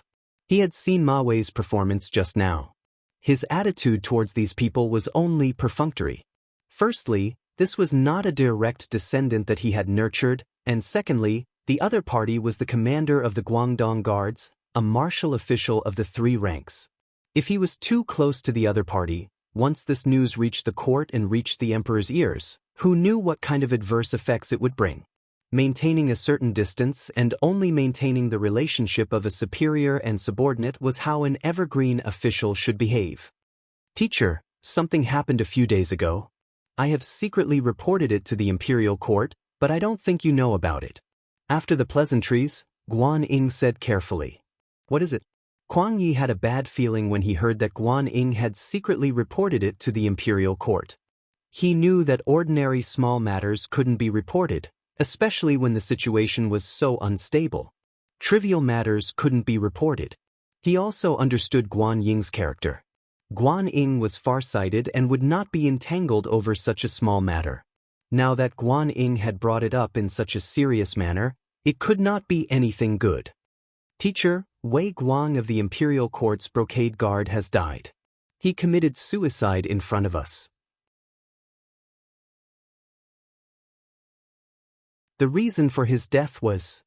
Although he didn't know why Kuang Yi was here, given the current situation, if the Minister of War didn't stay in the capital to organize and command the army, but instead came to Gaozhou, a place that seemed like it was about to be abandoned, something big must have happened. Based on his analysis and intuition, Guan Ying believed that it had something to do with Yang Chendong and the mercenaries. Therefore, he first told him about Yang Chendong being poisoned. Guan Ying was indeed capable. At the very least, he had good foresight. After he finished speaking, he saw the shock on Kuang Ye's face. "Wait, what did you say? Was the Duke of Loyalty poisoned?" Wei Guang even admitted that he did it? "Well, Minister, you must be tired from traveling so far. I will go arrange for a banquet." When Ma Wei heard this, his expression changed again and again. He felt that the teacher and disciple had something important to talk about. It was really awkward for him to stand there with his status, so he found an excuse to leave. Kuang Yi was very satisfied with Ma Wei's tactfulness. However, his thoughts were more on Yang Chendong. "Guan Ying, how is the Duke of Loyalty?" "Not too good. I took a look at him that day. His complexion was not good, and his body was very weak," Guan Ying answered honestly. What should we do?" Hearing that Yang Chendong's body was in such a bad state, Kuang Ye's expression was full of hatred. He had seen Yang Chendong countless times. This kind of young man seemed to always have an inexhaustible amount of energy. Even a small illness would not affect his body. However, from Guan Ying's description, he seemed to be like a lamp that had run out of oil. One could imagine how severe the poison was. Thinking that the Southern Ming Empire's hopes were mostly placed on Yang Chendong, if something really happened to him, there would be no link between the Southern Ming Empire and the mercenary army. For the current situation, it was definitely not a good thing. He said angrily, "What do the imperial bodyguards want to do? Get rid of the donkey after it has outlived its usefulness?" Wei Guang alone would not have such ability and courage. There must be someone behind him. However, they did not think about it. If something really happened to Yang Chendong, who would be able to quell the Min King's rebellion? The person behind this is really... At this point, Kwang Yi stopped talking because he suddenly thought of the person behind the Imperial Secret Service. For a big matter like dealing with Yang Chendong, without that person's permission, normal people would not have the guts to act on their own. Could it be that this was really his intention? Once the thought appeared in his mind, it could not be dismissed. Thinking about it carefully, that person did have a reason to act. Yang Chendong was ultimately too young and so capable. The existence of such a person was originally a huge threat and pressure. The emperor was still young, but once he grew old and that person was still alive, would his descendants be able to suppress Yang Chendong? If they could not, what would happen? What Yang Chendong lacked now was experience and enough merit. However, he was still young. Once he was given enough power, these could be made up for. Once he had everything he needed, it would be even more difficult to control him. This led to the poisoning incident after the Huang bandit army incident was over. It seemed to make more sense. There was another problem. If it was really his intention, why did he not tell him when he received the order to come this time? Even if it was just a hint, it would be good, right? He would not let him be in such a passive position, right? It wasn't impossible to think of other ways to solve this problem. Now that he had come to Gaozhou Prefecture and was seen by so many people, it would not be long before Yang Chendong received the news. When that time came, what should he do? If he did not meet the other party, how should he talk? The emperor was afraid of him and wanted to poison him. Would he still dare to put such a person in an important position? For a moment, countless questions rose in Kwang Ye's mind, causing him to feel a headache.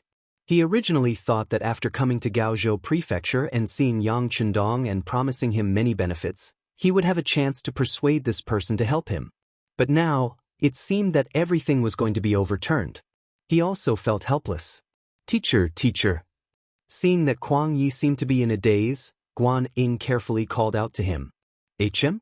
What's wrong? Kwang Yi regained his senses and asked Guan Ying. Teacher, you must have an important mission for coming here this time, but I wonder what the mission is? If you want to put the Duke of Loyalty in an important position, shouldn't you reconsider? Guan Ying did not go into too much detail. But to smart people, there was no need to be so thorough. Many times, it was best to stop at a certain point. That's right. Kwang Yi nodded, then said, Come, bring me a brush and ink. This official wants to explain everything that happened here to the emperor, then send someone to send it out at the fastest speed possible. The news of Kwang Ye's arrival in Gaozhou Prefecture was immediately reported by the city's security bureau to the mercenary camp 5 li outside the city. Tiger's Mane excitedly brought the news to the military tent. When he saw Yang Chendong, he excitedly said, Young master, Minister Kwang Yi is here. As you expected, we will be of great use. He's finally here? After hearing this, Yang Chendong's expression was calm as if everything was within his expectations. But then he shook his head. Things have changed. Wei Guang's death and the words that Lu Si said before he died, even if we don't care, I'm afraid that others will. Sigh, it seems that if we want the plan to go smoothly, we have to continue pretending to be sick. Continue pretending to be sick? Tiger's Mane asked with a puzzled expression. Tiger's Mane, young master, let me ask you. In your heart, are you afraid of a lively enemy or a sick enemy who could die at any time? Hearing Yang Chendong's question, Tiger's Mane was puzzled, but he still answered instinctively, of course it's a lively enemy. But what does this have to do with us? Tiger's Mane, who had just finished speaking, immediately shut his mouth. Obviously, he had thought of something. Seeing Tiger's Mane's enlightened expression, Yang Chendong laughed and said, Okay, you're not too stupid. Okay, go and inform the brothers in the 1st and 2nd guards. Tell them that once Kwang Yi comes, tell them to act more angry and sad. As for what to do, go and teach them. I saw that your performance last time was very good. Hearing this new mission, Tiger's Mane said with a bitter face, Young master, it's not that my performance was good, but your acting last time was too good, so much so that I believed it was true. Alright, then let's do as you say. Yang Chendong laughed loudly. He casually sent Tiger's mane away, then picked up the pen and continued to write a letter home. The letter was written to Su Maner, who had already been sent to Crimson City. The two of them had only been together for a short while, but because of some things, they had no choice but to separate. They were like newlyweds. It was impossible to say that they did not miss each other. Of course, writing a letter to Su Maner was not a privilege that only she enjoyed. For example, 2nd Madam Chiao Yin and 4th Madam Lady Xiang, who were in the Yang family manor in the capital, would also communicate with Yang Chendong from time to time. Even Luan Xiaoyu, who had always been in Crimson City, would also communicate with Yang Chendong from time to time. But this time, when he wrote to Su Maner, Yang Chendong did not say any words of love. Instead, he told her in detail about how he had pretended to be poisoned. He also said that he had arranged for people to keep an eye on the capital and Nanjing of the Southern Ming dynasty. He wanted to see if there was anyone who could redress the Su family's reputation. If there was, then it was worth it for him to pretend to be sick. On the other hand, it would mean that the other party did not keep their promises. Since that was the case, he would have to seek justice himself.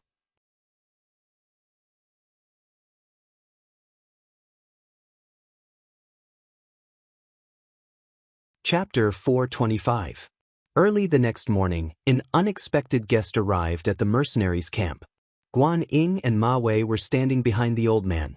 As soon as they appeared, the gate of the mercenary camp was opened. Commander Luo Pe came to greet them in person. "Greetings, Minister Kuang." Tiger's mane stepped forward and saluted. "My young master knew that you would come, so he asked me to wait here to greet you. Please come with me." Kuang Yi nodded and then said to Guan Ying and Ma Wei behind him, "You two stay here. When you have time, you can learn how to lead troops from Commander Luo. I'm going to visit Duke Xiongdan." Teachers. Guan Ying seemed to be worried and wanted to say something, but Kuang Yi waved his hand and then followed Tiger's mane to the depths of the camp. In the largest tent, Yang Chendong had finished his makeup, which made Hu Yen and Madame Shui exclaim in surprise. "Lu Lang, your skill is so powerful. It really looks like you have suffered a serious internal injury." Hu Yen looked amazed, and her hand couldn't help but touch Yang Chendong's face. Yang Chendong quickly dodged to the left and right to avoid her touch. Yang Chendong had practiced the art of makeup a lot in his previous life. Sometimes, in order to complete a task, he had to disguise himself as various people. Not only did he have to look good, but he also had to learn how to disguise himself. Otherwise, how could he fool others? "Yes, my husband looks so haggard now. If I didn't know the truth, I would believe it." Madame Shui also stared at Yang Chendong's face, trying to find a flaw. However, no matter how hard she looked, she couldn't find the problem. It seemed that Yang Chendong was really sick. No matter how thick-skinned he was, Yang Chendong felt a little embarrassed when the two women stared at him like this. He changed the topic and said, "Your husband is well prepared. It will depend on your performance later. You always talk about how good you are at acting. This time, it's time to test you. Don't screw up." "What do you mean by screw up?" Hu Yen asked with interest. "It means don't screw up," Yang Chendong explained awkwardly. "Oh, then we won't let you down," Hu Yen and Madame Shui said in unison. They understood what Madame Shui said. At this moment, Beta Persei rushed in. "Young Master, Tiger's Head and Minister Qi are here." "Oh." As soon as he said this, there was a sad cry. Who else could it be but Hu Yen and Madame Shui? The show began. After a smile appeared on Yang Chendong's mouth, his body also lay down on the bed. It seemed that even breathing was very laborious. Yang Air stared at the scene in front of him with his mouth agape. He thought to himself, as expected, birds of a feather flock together. Look, this family is full of acting experts. I still have to learn from them. But I don't know if I can learn a thing or two from them in this life. Outside the tent, Hu Mang finally led Kuang Yi into the tent, and what he saw was this very sad scene. There were cries and sighs, and there was even blood in the spittoon beside the bed. It seemed that Yang Chendong had just vomited blood not long ago. "I, a loyal and courageous duke, how did you become like this?" Even though he was mentally prepared, he had heard Guan Ying explain Yang Chendong's condition in detail yesterday. But this morning he still came to take a look because he was worried. Originally, he came with doubts, but the moment he entered the tent, the situation changed completely. He even felt sad for some reason. He could not help but think that some people were too much. This was a hero of the Southern Ming Empire. How could they treat him like this? Beta Persei lowered his head and said nothing.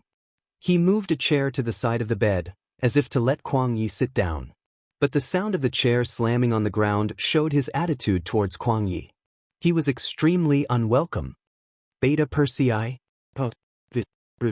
Yang Chendong, who was on the bed, opened his eyes with great effort and scolded softly. Then he forced a smile and said to Kuang Yi, "Minister Qi is here. Take a seat. You can leave too." With the help of Hu Yen and Lady Shui, Yang Chendong got up with great effort and sat down with his back against a large futon. Then, Hu Yen and the others tactfully left. Beta Persei did not want to leave, but Yang Chendong said, "You can leave. Minister Qi is a good person. He won't harm me." Beta Persei reluctantly left the tent. Kuang Ye's face turned red when he heard that he wouldn't harm him. Of course, he knew what Yang Chendong meant. Kuang Yi felt sad when he thought about how the originally handsome and lively young man had been plotted against and ended up like this. He thought about how he had been wronged when he was ordered to stay at home to recuperate. The words, "Heaven's might is unpredictable," involuntarily entered Kuang Ye's heart. Although he felt indignant, in Kuang Ye's heart, the emperor was the emperor. He could not let anyone question him, not even himself. After suppressing the complicated emotions in his heart, he looked at Yang Chendong with a face full of concern. "Duke Zhongdan, regarding the matter of Wei Guang's poisoning, I have already written an urgent letter to the capital. I will definitely give you an explanation. Forget it. He's already dead. Besides, Minister Kuang, do you really think he has the guts to do all this?" Yang Chendong's question hit the nail on the head, leaving Kuang Yi speechless. If he said no, it would be the same as criticizing the emperor. If he said yes, it would be an insult to his and Yang Chendong's intelligence. This was a question that couldn't be answered and couldn't be answered. Kuang Yi sighed and did not dwell on this question. Instead, he spoke in a comforting tone for Yang Chendong. "Duke Zhongdan, you have been wronged recently. I also heard that some people are still calling you Duke of Loyalty and Courage. I was angry about this and gave the order. Although your title of Duke of Loyalty and Courage was given by King Yu, since we have recognized him as the Dai Zong, his title is naturally reasonable. If anyone dares to call him that in the future, you can punish them." Kuang Yi was trying to comfort Yang Chendong by saying that he was on Yang Chendong's side. However, he was only on Yang Chendong's side psychologically. Many people would often say, "You are a good person, and I support you spiritually." However, Yang Chendong did not need such a good person card. Politics was not a game. It was not a matter of good for you, good for me, good for everyone. In order to achieve their own ideals, those who opposed could become mortal enemies. It was common to even fight with swords. Just because you're a good person, how can you lower your head and accept everything when you've been wronged? Therefore, after listening to Kuang Ye's words, Yang Chendong quickly counterattacked. "Sai, it's just a title of duke. It's not like Prince Shiping was given the title of prince. There's no need to be so calculative." A cold breath came from the bottom of his heart and went straight to his head. Kuang Yi widened his eyes and looked at Yang Chendong in disbelief. There was hesitation and doubt in his eyes, but more than that, there was fear and horror. This young man actually wanted the title of prince and envied Prince Mubin of Shiping. However, did he not know that since the establishment of the Great Ming Dynasty, Mubin was the only prince with a different surname who was still alive? There was only one prince after so many years. Yang Chendong actually wanted to be one of them. His courage and desire were beyond the reach of ordinary people. It was no wonder that the emperor was wary of him. For such an ambitious person, even if Kuang Yi was in the emperor's position, he would also be wary of him. He might even do something regardless of the consequences. Kuang Yi was stunned. In Yang Chendong's eyes, he forced a smile on his pale face. Minister Kuang, it's just a joke. You don't believe it, do you? Huh, how could that be? This old man was just amazed by the courage of the Duke of Loyalty and Courage. Kuang Yi chuckled perfunctorily. However, in his heart he thought, who would believe that you are joking? How can some things be taken as a joke? In just a few words, Yang Chendong had already stated his expectations. This also made Kuang Yi realize that after using him last time, he threw him to the side and even sent someone to poison him. He was afraid that he had already hurt his feelings. If he wanted to use him to send troops, he would have to pay a heavy price. The position of prince was one of the requirements. Even though he had expected Yang Chendong to demand an exorbitant price when he invited him again, he did not expect such an outrageous request. At this moment, even Kuang Yi wanted to retreat. Today's trip was to see the condition of Yang Chendong's body. If possible, he wanted to test whether he could continue to lead the mercenaries to work for the great Ming dynasty. He originally thought that it would be difficult to achieve the second requirement. After all, it was a bit comical to talk about sending troops in front of a sick person. However, Yang Chendong's initiative allowed these two requirements to be met. It was just that the results were not very satisfactory. As if he knew that Kuang Ye's probing had achieved its goal, or perhaps Yang Chendong's body was really not good and he had reached his body's limit for receiving guests for so long. At this moment, he began to cough again and could not stop. This caused Hu Yen and the others, who were waiting outside the tent, to quickly rush in.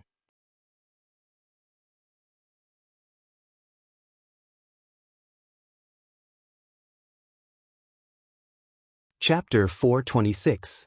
As soon as these people came in, Kuang Yi knew that he had to leave. He wanted to see if there were any other ways to solve the problem. But when he saw Yang Chendong's attitude and his current physical condition, he knew that it was meaningless to say anything more. Kuang Yi left. Just like when he came, Tiger's mane sent him out of the barracks. Yang Chendong stopped coughing, shook his head and said, "It's hard work to pretend to be sick. I hope I can fool this old guy." His words made both Hu Yen and Madame Shui laugh. This was their husband. When he was serious, he was a little scary, but sometimes he was very cute. Yang Chendong did this to deceive Kuang Yi, and he also took the opportunity to put forward his request. In fact, Kuang Yi was indeed deceived. Yang Chendong's makeup skills were too good, or it could be said that the things in the warehouse were too good, so good that they could not be found in this era. That was why he could deceive everyone. "Teacher, how is Duke Zhongdan's condition?" On the way back to the city, Guan Ying asked in a low voice. When he saw Kuang Ye's gloomy face after leaving the barracks, he felt a little nervous. After all, a while ago, he was not respectful to Yang Chendong and even wanted to trick him. What he did was likely to ruin his teacher's plan, and he was a little worried about it. "He's really sick," Kuang Yi answered in a low voice, and the image of Yang Chendong's terminally ill flashed in his mind. "I wonder if I can still lead troops into battle?" Guan Ying continued to ask in a low voice. This was the main point he was concerned about.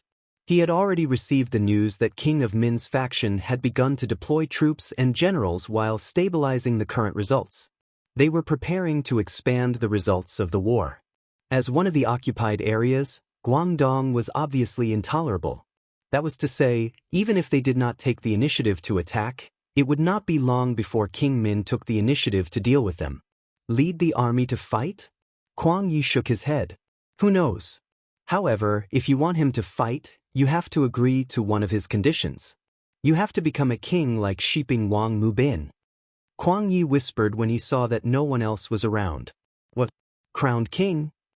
Guan Ying almost couldn't hold himself back and yelled out. However, he quickly shut his mouth. From his expression, it could be seen that he was frightened as well. Who was Mu Bin? He was the descendant of the Mu family, and had been loyal for generations. He was forced to be a king because he was going to pacify Yunnan this time. However, from the looks of it now, it did not seem to be of much use.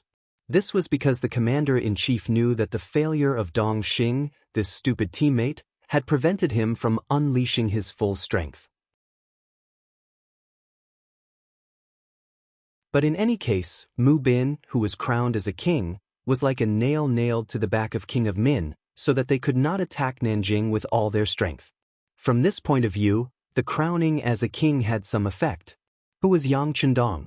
Although he was also the descendant of the Yang family, and was also a loyal family, he just saved the leader of the mercenaries by coincidence. He did not have any real power in his hands, so why should he be a king? Of course, it was a bit too much to say why. After all, Yang Chendong saved Ingzong's life, and defeated the Wala's invasion on behalf of Ingzong. Now, he had the merit of pacifying the chaos in Guangdong, which was also a great achievement. But because of this, he could not be a king casually. Everything was because he was too powerful. He was so powerful that it was a little scary. Unlike Mu Bin, whose influence was only in Yunnan, he was nothing outside of Yunnan. Because of Yang Chendong's power, once he was crowned as a king, it was hard to predict what the consequences would be. Thinking of this, Guanning did not dare to say anything. And these were also seen by Kuang Yi. He could not help but sigh in his heart. There were some people in the great Ming dynasty who were crowned as kings, such as Zhongshan Prince Su De, Kaiping Prince Chang Yuchen, Chiang Prince Li Wenzhong, Ningyi Prince Deng Yu, Dongou Prince Tang He, Qianing Prince Mu Ying, and now Shiping Prince Mu Bin. But except for the last one, the others were all crowned as kings after they died. Yang Chendong was a living person. When he thought of living people, he could not help but think of Yang Chendong's weak body. Kuang Yi thought in his heart that perhaps this person would not live for long. In this case, crowning him as a king did not seem to be an unrealistic idea. Kuang Ye's heart became hesitant at first. When he was sure that Yang Chendong was seriously ill, the idea of crowning him as a king was born. Of course, he also knew that such a big matter could not be decided by himself. He still needed to ask the emperor for instructions. And so, after sending out the urgent letter yesterday, another urgent letter was sent out after he returned to the study of the Gaozhou government. Ping in Beijing, Japan. The imperial city of Japan was also called the Imperial Palace of the Great Inner City. It represented the highest power in Japan, and was also the political, cultural, and economic center of the country. As the 102nd Emperor of Japan, Yanren was known as the Emperor of the Garden. This kind of name was very common in Japan. The people here were also very used to naming people after places, such as the foot of the mountain, the mouth of the river, the bridge, and so on. The Emperor of Japan was originally the most noble existence in this country. In fact, this was indeed the case to the outside world. Many orders were issued by the Emperor of the Garden and known to the people. But in reality, Yanren was more of a puppet-like existence. At least in some matters, he had to look at other people's faces and listen to other people's opinions before he could make the final decision. As a descendant of the royal family, Yanren naturally did not want to disgrace the name of the emperor. In private, he had been working hard to change the situation. This was why he sent his favorite daughter, Princess Junko, to the Great Ming Dynasty. At that time, the Great Ming Dynasty was very powerful to the outside world. At least, it was far from what Japan could compare to. They still had to look up to this big country in the east. After Princess Junko was sent out, some information came back through various channels. But most of it was about the princess's experience in the northern capital of the Great Ming Dynasty. The most mentioned person was a young man called Yang Chendong. The letter said that Yang Chendong was only in his early 20s, but he had already been conferred the title of duke and had a lot of influence in the Great Ming Dynasty. Regarding the records in this letter, Yanren naturally had a feeling of dislike towards Yang Chendong. It was not because of anything else. In his eyes, if such a person continued to develop, he would often become a powerful minister, just like General Ashikaga Yoshimasa. It was just that no matter whether Yanren liked Yang Chendong or not, when Xiao Lin suddenly came to the palace and brought back an important news, the emperor was finally shaken and had a better understanding of the name Yang Chendong. In a secret room deep in the palace, this place was not known to outsiders. Those who could come here were all very important people trusted by the emperor. Xiao Lin was able to appear here because of a piece of news he brought back, as well as the handwritten letter he took out from Princess Junko. When Junko left Japan, She and her father had agreed on some of the secret words in the letter. In other words, on the surface, there was nothing wrong with some of the letters. But only the father and daughter could see the authenticity of the letter and whether it was written under coercion. The letter that Xiao Lin brought was naturally out of Junko's sincerity, and the contents of the letter were not fake. This was something that Emperor Yenren could see at a glance. It was precisely because this letter was real that Emperor Yenren was even more shocked. After carefully reading the letter 3 times, he said with a serious face, "Little Lincoln, please tell me the truth about what you saw and heard."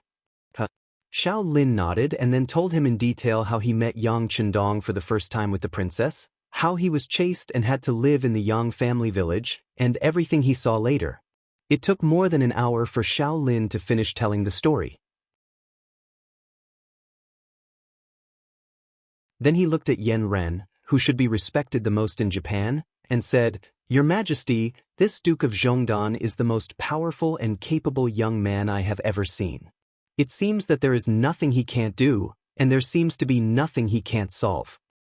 "Wait, you mean he's very powerful? How is he compared to the general?" Hearing this, Yen Ren interrupted and asked. "He should be stronger than him. After all, when he was young, the general wasn't as powerful as he is now."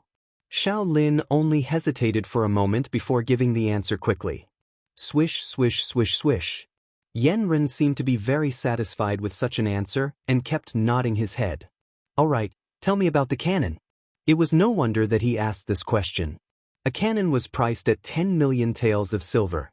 Yen Ren believed that his daughter, Junko, knew what this amount of money meant, but she still wrote it in the letter and suggested to buy one. It was no wonder that Yen Ren valued it so much. This. In front of the emperor, Xiao Lin naturally didn't dare to hide anything. "Your Majesty, I have never seen the cannon when it was fired, but I have seen the terrible consequences after it was fired." Terrible consequences? Yes, it was like a barren land, as if the heavens were angry. Xiao Lin tried his best to describe the scene after he saw the cannon blast on Kurajing Street. However, Emperor Yenren's expression changed again and again when he heard these words. In his mind, he seemed to have sketched out a very shocking scene, and this scene was soon installed in the general's mansion. It was as if a cannon blast could kill Ashikaga Yoshimasa, and he would regain control of the highest authority in Japan. "I'll raise the money now, and I'll leave the contact with the mercenaries to you. Don't let me down." Finally, Yen Ren made up his mind. Although 10 million taels of silver was a huge burden to him, in order to regain control of the country, he agreed without hesitation. "Ha-ee." Xiao Lin nodded excitedly. With such a heavy responsibility on his shoulders, he could imagine that once he succeeded, he would be put in an important position. By then, he might even stand at the top of Japan.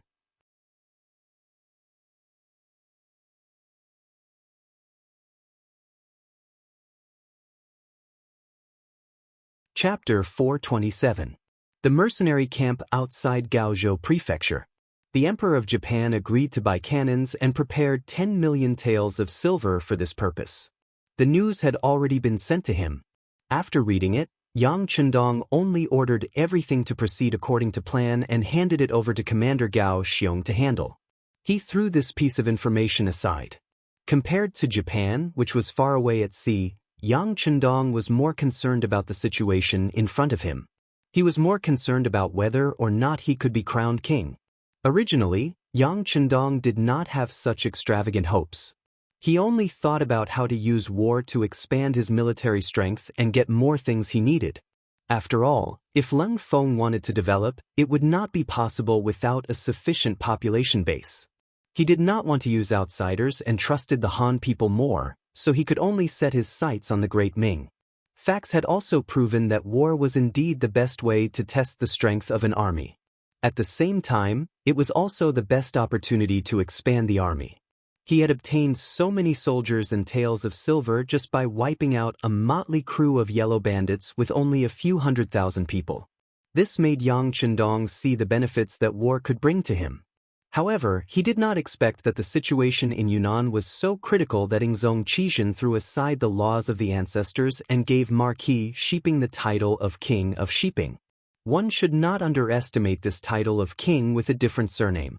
Once he had the identity of a king, he could open his own mansion and have his own army.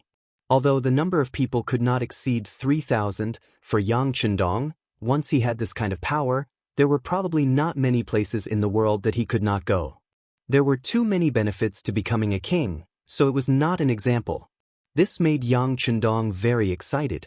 However, he also knew that even if Mu Bin could be crowned king with a different surname, it was only a special event in a special period. It was not hereditary, so it was destined that the title of King of Shiping was only effective on Mu Bin. Otherwise, his descendants would not be able to enjoy such treatment. Even Mu Bin had so many backup plans when he was crowned king. If he wanted to be crowned king, it would be even more difficult. Not to mention that Zhu Qizhen had always been afraid of him. In this regard, the two brothers, Zhu Qizhen and Zhu Qiyu, had the same attitude. However, with the example before him, no matter how difficult it was, Yang Chendong had to fight for it. To him, this was definitely an opportunity.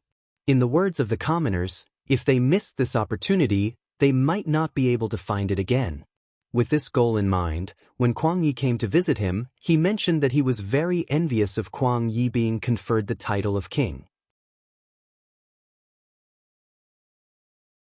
At the same time, he pretended to be seriously ill in order to increase the chances of this matter becoming a reality.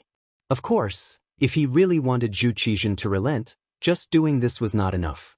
In other words, the more complicated the situation on the battlefield was, the more danger the Southern Ming Empire was in, and the higher the chances of success would be. Therefore, during these days, Yang Chendong had been paying attention to the movement of Prince of Min's faction. After waiting for days and nights, they finally made a move. The Miao people were the first to react. This time, the Prince of Min's faction was able to defeat the Southern Ming army and progress at lightning speed. The Miao people's help was completely inseparable. It was because of the Miao family's courage to fight, kill, and charge that the Southern Ming army was defeated and lost a large amount of territory and land in a very short period of time. At that time, there was no such thing as 56 ethnic groups being one family. As a minority, they were often limited from birth. Their birth meant that they would not have much success in their lives. Things like being high up in the imperial court, that was something that they did not even want to think about. As a result, each generation was worse than the previous generation. In addition to the bad living environment, the lives of the Miao people were getting worse day by day. It was not until Zhu Qizhen established the Southern Ming dynasty in Nanjing that he increased taxes in order to achieve his goal of recuperating faster. This made the Miao people, who did not have a good life to begin with, live an abyss of suffering under the heavy burden. Wherever there was oppression, there would be resistance. Just as the Miao family was suffering, the Prince of Min's messenger came and promised many benefits, which made some of the leaders of the Miao family tempted. After that, they started the war. When they left their hometown and went all the way to Guangdong, they finally knew what was called wealth. In comparison, it seemed that their previous lives were too poor. Under sudden wealth, it would often make a person dizzy and change their way of doing things. This was the case for the Miao army. They didn't have to spend much effort to take down a few cities. After grabbing a lot of good things, the greed in their hearts couldn't be suppressed. Gradually, they started to like the feeling of looting. The main force of the Prince of Min's faction was still digesting the cities in their hands and constantly recruiting soldiers to consolidate their strength. When the Jiaoji army was taking down cities, they did not forget to transfer good things and some people to their own country. Only the Miao army did not care about cities and did not think about conquering the world. They were more interested in the benefits in front of them. It could be said that they were short-sighted or unambitious.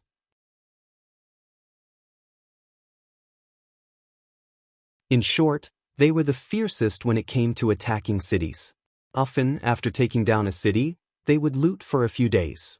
Then, they would leave the city and move on to a new target, continuing the pace of attacking cities. As they looted and moved, it was the Miao family, who had the least number of people, that caused the most damage.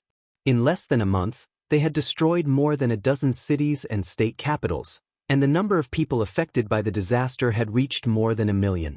The Miao army, which was divided into several groups, was like a swarm of locusts. Wherever they went, the crops would be destroyed and the people would be displaced. Supposedly, the south of the Great Ming Dynasty had not experienced any wars for many years. The people were still rich. If it were other armies that came here, it would not be difficult to raise military provisions. However, the bad thing was that the people who came were Miao people. Not only did they snatch food, money, and women, they also burned the things that they could not eat. It was as if they were venting their poor lives over the years. Such actions naturally caused the number of victims in Yunnan, Guangxi, and Guangdong provinces to increase. Later on, when many people found out about the Miao army's actions, they did not wait for the Miao army to attack and left their homes with their families. Although people were not willing to leave the hometown that they had lived in for a long time, compared to being able to live, more people chose to leave home. Only a portion of the elderly, who were old and had bad legs, chose to stay. They looked like they would die in their hometown even if they died. The disaster of the Miao army was not inferior to the disaster of the Great Ming Dynasty. This point was quickly reached and was publicly announced in the main hall of the Southern Ming Dynasty. Wang Zhe and a few other senior officials also wrote to the emperor, requesting that the emperor send troops to deal with the Miao army to save the people from this disaster. Some of these people were sincerely loyal to the country, and some were because their ancestral homes were in the three provinces. Among them, there were some officials who were unlucky. Their hometowns were occupied, and their fields were occupied by the Miao army. In their anger, they naturally hoped that the emperor would send troops to encircle them and help them regain everything that they had lost. There were more and more memorials asking for troops, covering the entire dragon table. Zhu Qizhen's expression also became more and more ugly. How could he not want to send troops to deal with the rebellion? But first, he had to have the strength to do so. The Great Ming Dynasty, especially the south, had not seen soldiers for a long time. From the results of Kuang Ye's previous inspection, after many years of recuperation, some of the Southern Ming Dynasty guards had some soldiers that could be used. However, they had their own mission. Guarding their own territory was their heavy responsibility. If they were to transfer these soldiers now and gather them to deal with the king of Min's rebellion. If there were too few people, there would be no effect on the overall situation. If there were too many people, the rear would be empty and there would be new rebellions. If that was the case, the southwest would change and the southeast would have trouble, then the southern Ming regime would be in danger. Robbing the east wall to pay the west wall. If the west wall collapsed because of this, the gains would not make up for the losses. But if they did not transfer troops, they would not be able to solve the problem at hand. Although the Ministry of War had already started to recruit soldiers, it still needed a certain amount of time. At this time, Kuang Ye's second urgent report was sent to Zhu Qizhen's desk. This report was about yesterday's matter of the brocade guard. After Wei Guang committed suicide, it emphasized that Yang Chendong was poisoned and that it was important to send troops to learn from Mu Bin and be crowned king. Trash, a bunch of trash. In the throne room, Zhu Qizhen, who had read the report, raised his hand and threw the urgent report to the head eunuch Chao Jixiang, who was serving him. Your Majesty, please calm down. Take care of your dragon body. Chao Jixiang still didn't know what had happened, so he knelt down on the ground with a frightened look. Calm down, calm down. Every day, you only know how to calm down my anger. But you have to do something that makes me happy. That Wei Guang, not only did he fail to kill Mu Bin, but he also admitted everything. Not only did he cause me to be labeled as a meritorious official, but now he wants the throne from me. Tell me, should I give it to him or not? Zhu Qizhen, whose face was livid, roared and stared at Chao Jixiang to express his dissatisfaction. Chao Jixiang's face instantly paled. Your Majesty, does Yang Chendong want to be crowned king? Who else could it be other than him? Zhu Qizhen's voice implied this fact. That won't do. Hearing this, Chao Jixiang's eyes kept darting around as he spoke. Hearing Chao Jixiang say no, Zhu Qizhen became interested. My dear minister, why do you say no? Chao Jixiang, who was kneeling on the ground, quickly crawled forward and came to Zhu Qizhen's feet. He raised his head and said with a loyal expression, "Your Majesty, it's a rule set by our ancestors that people with different surnames cannot be crowned king.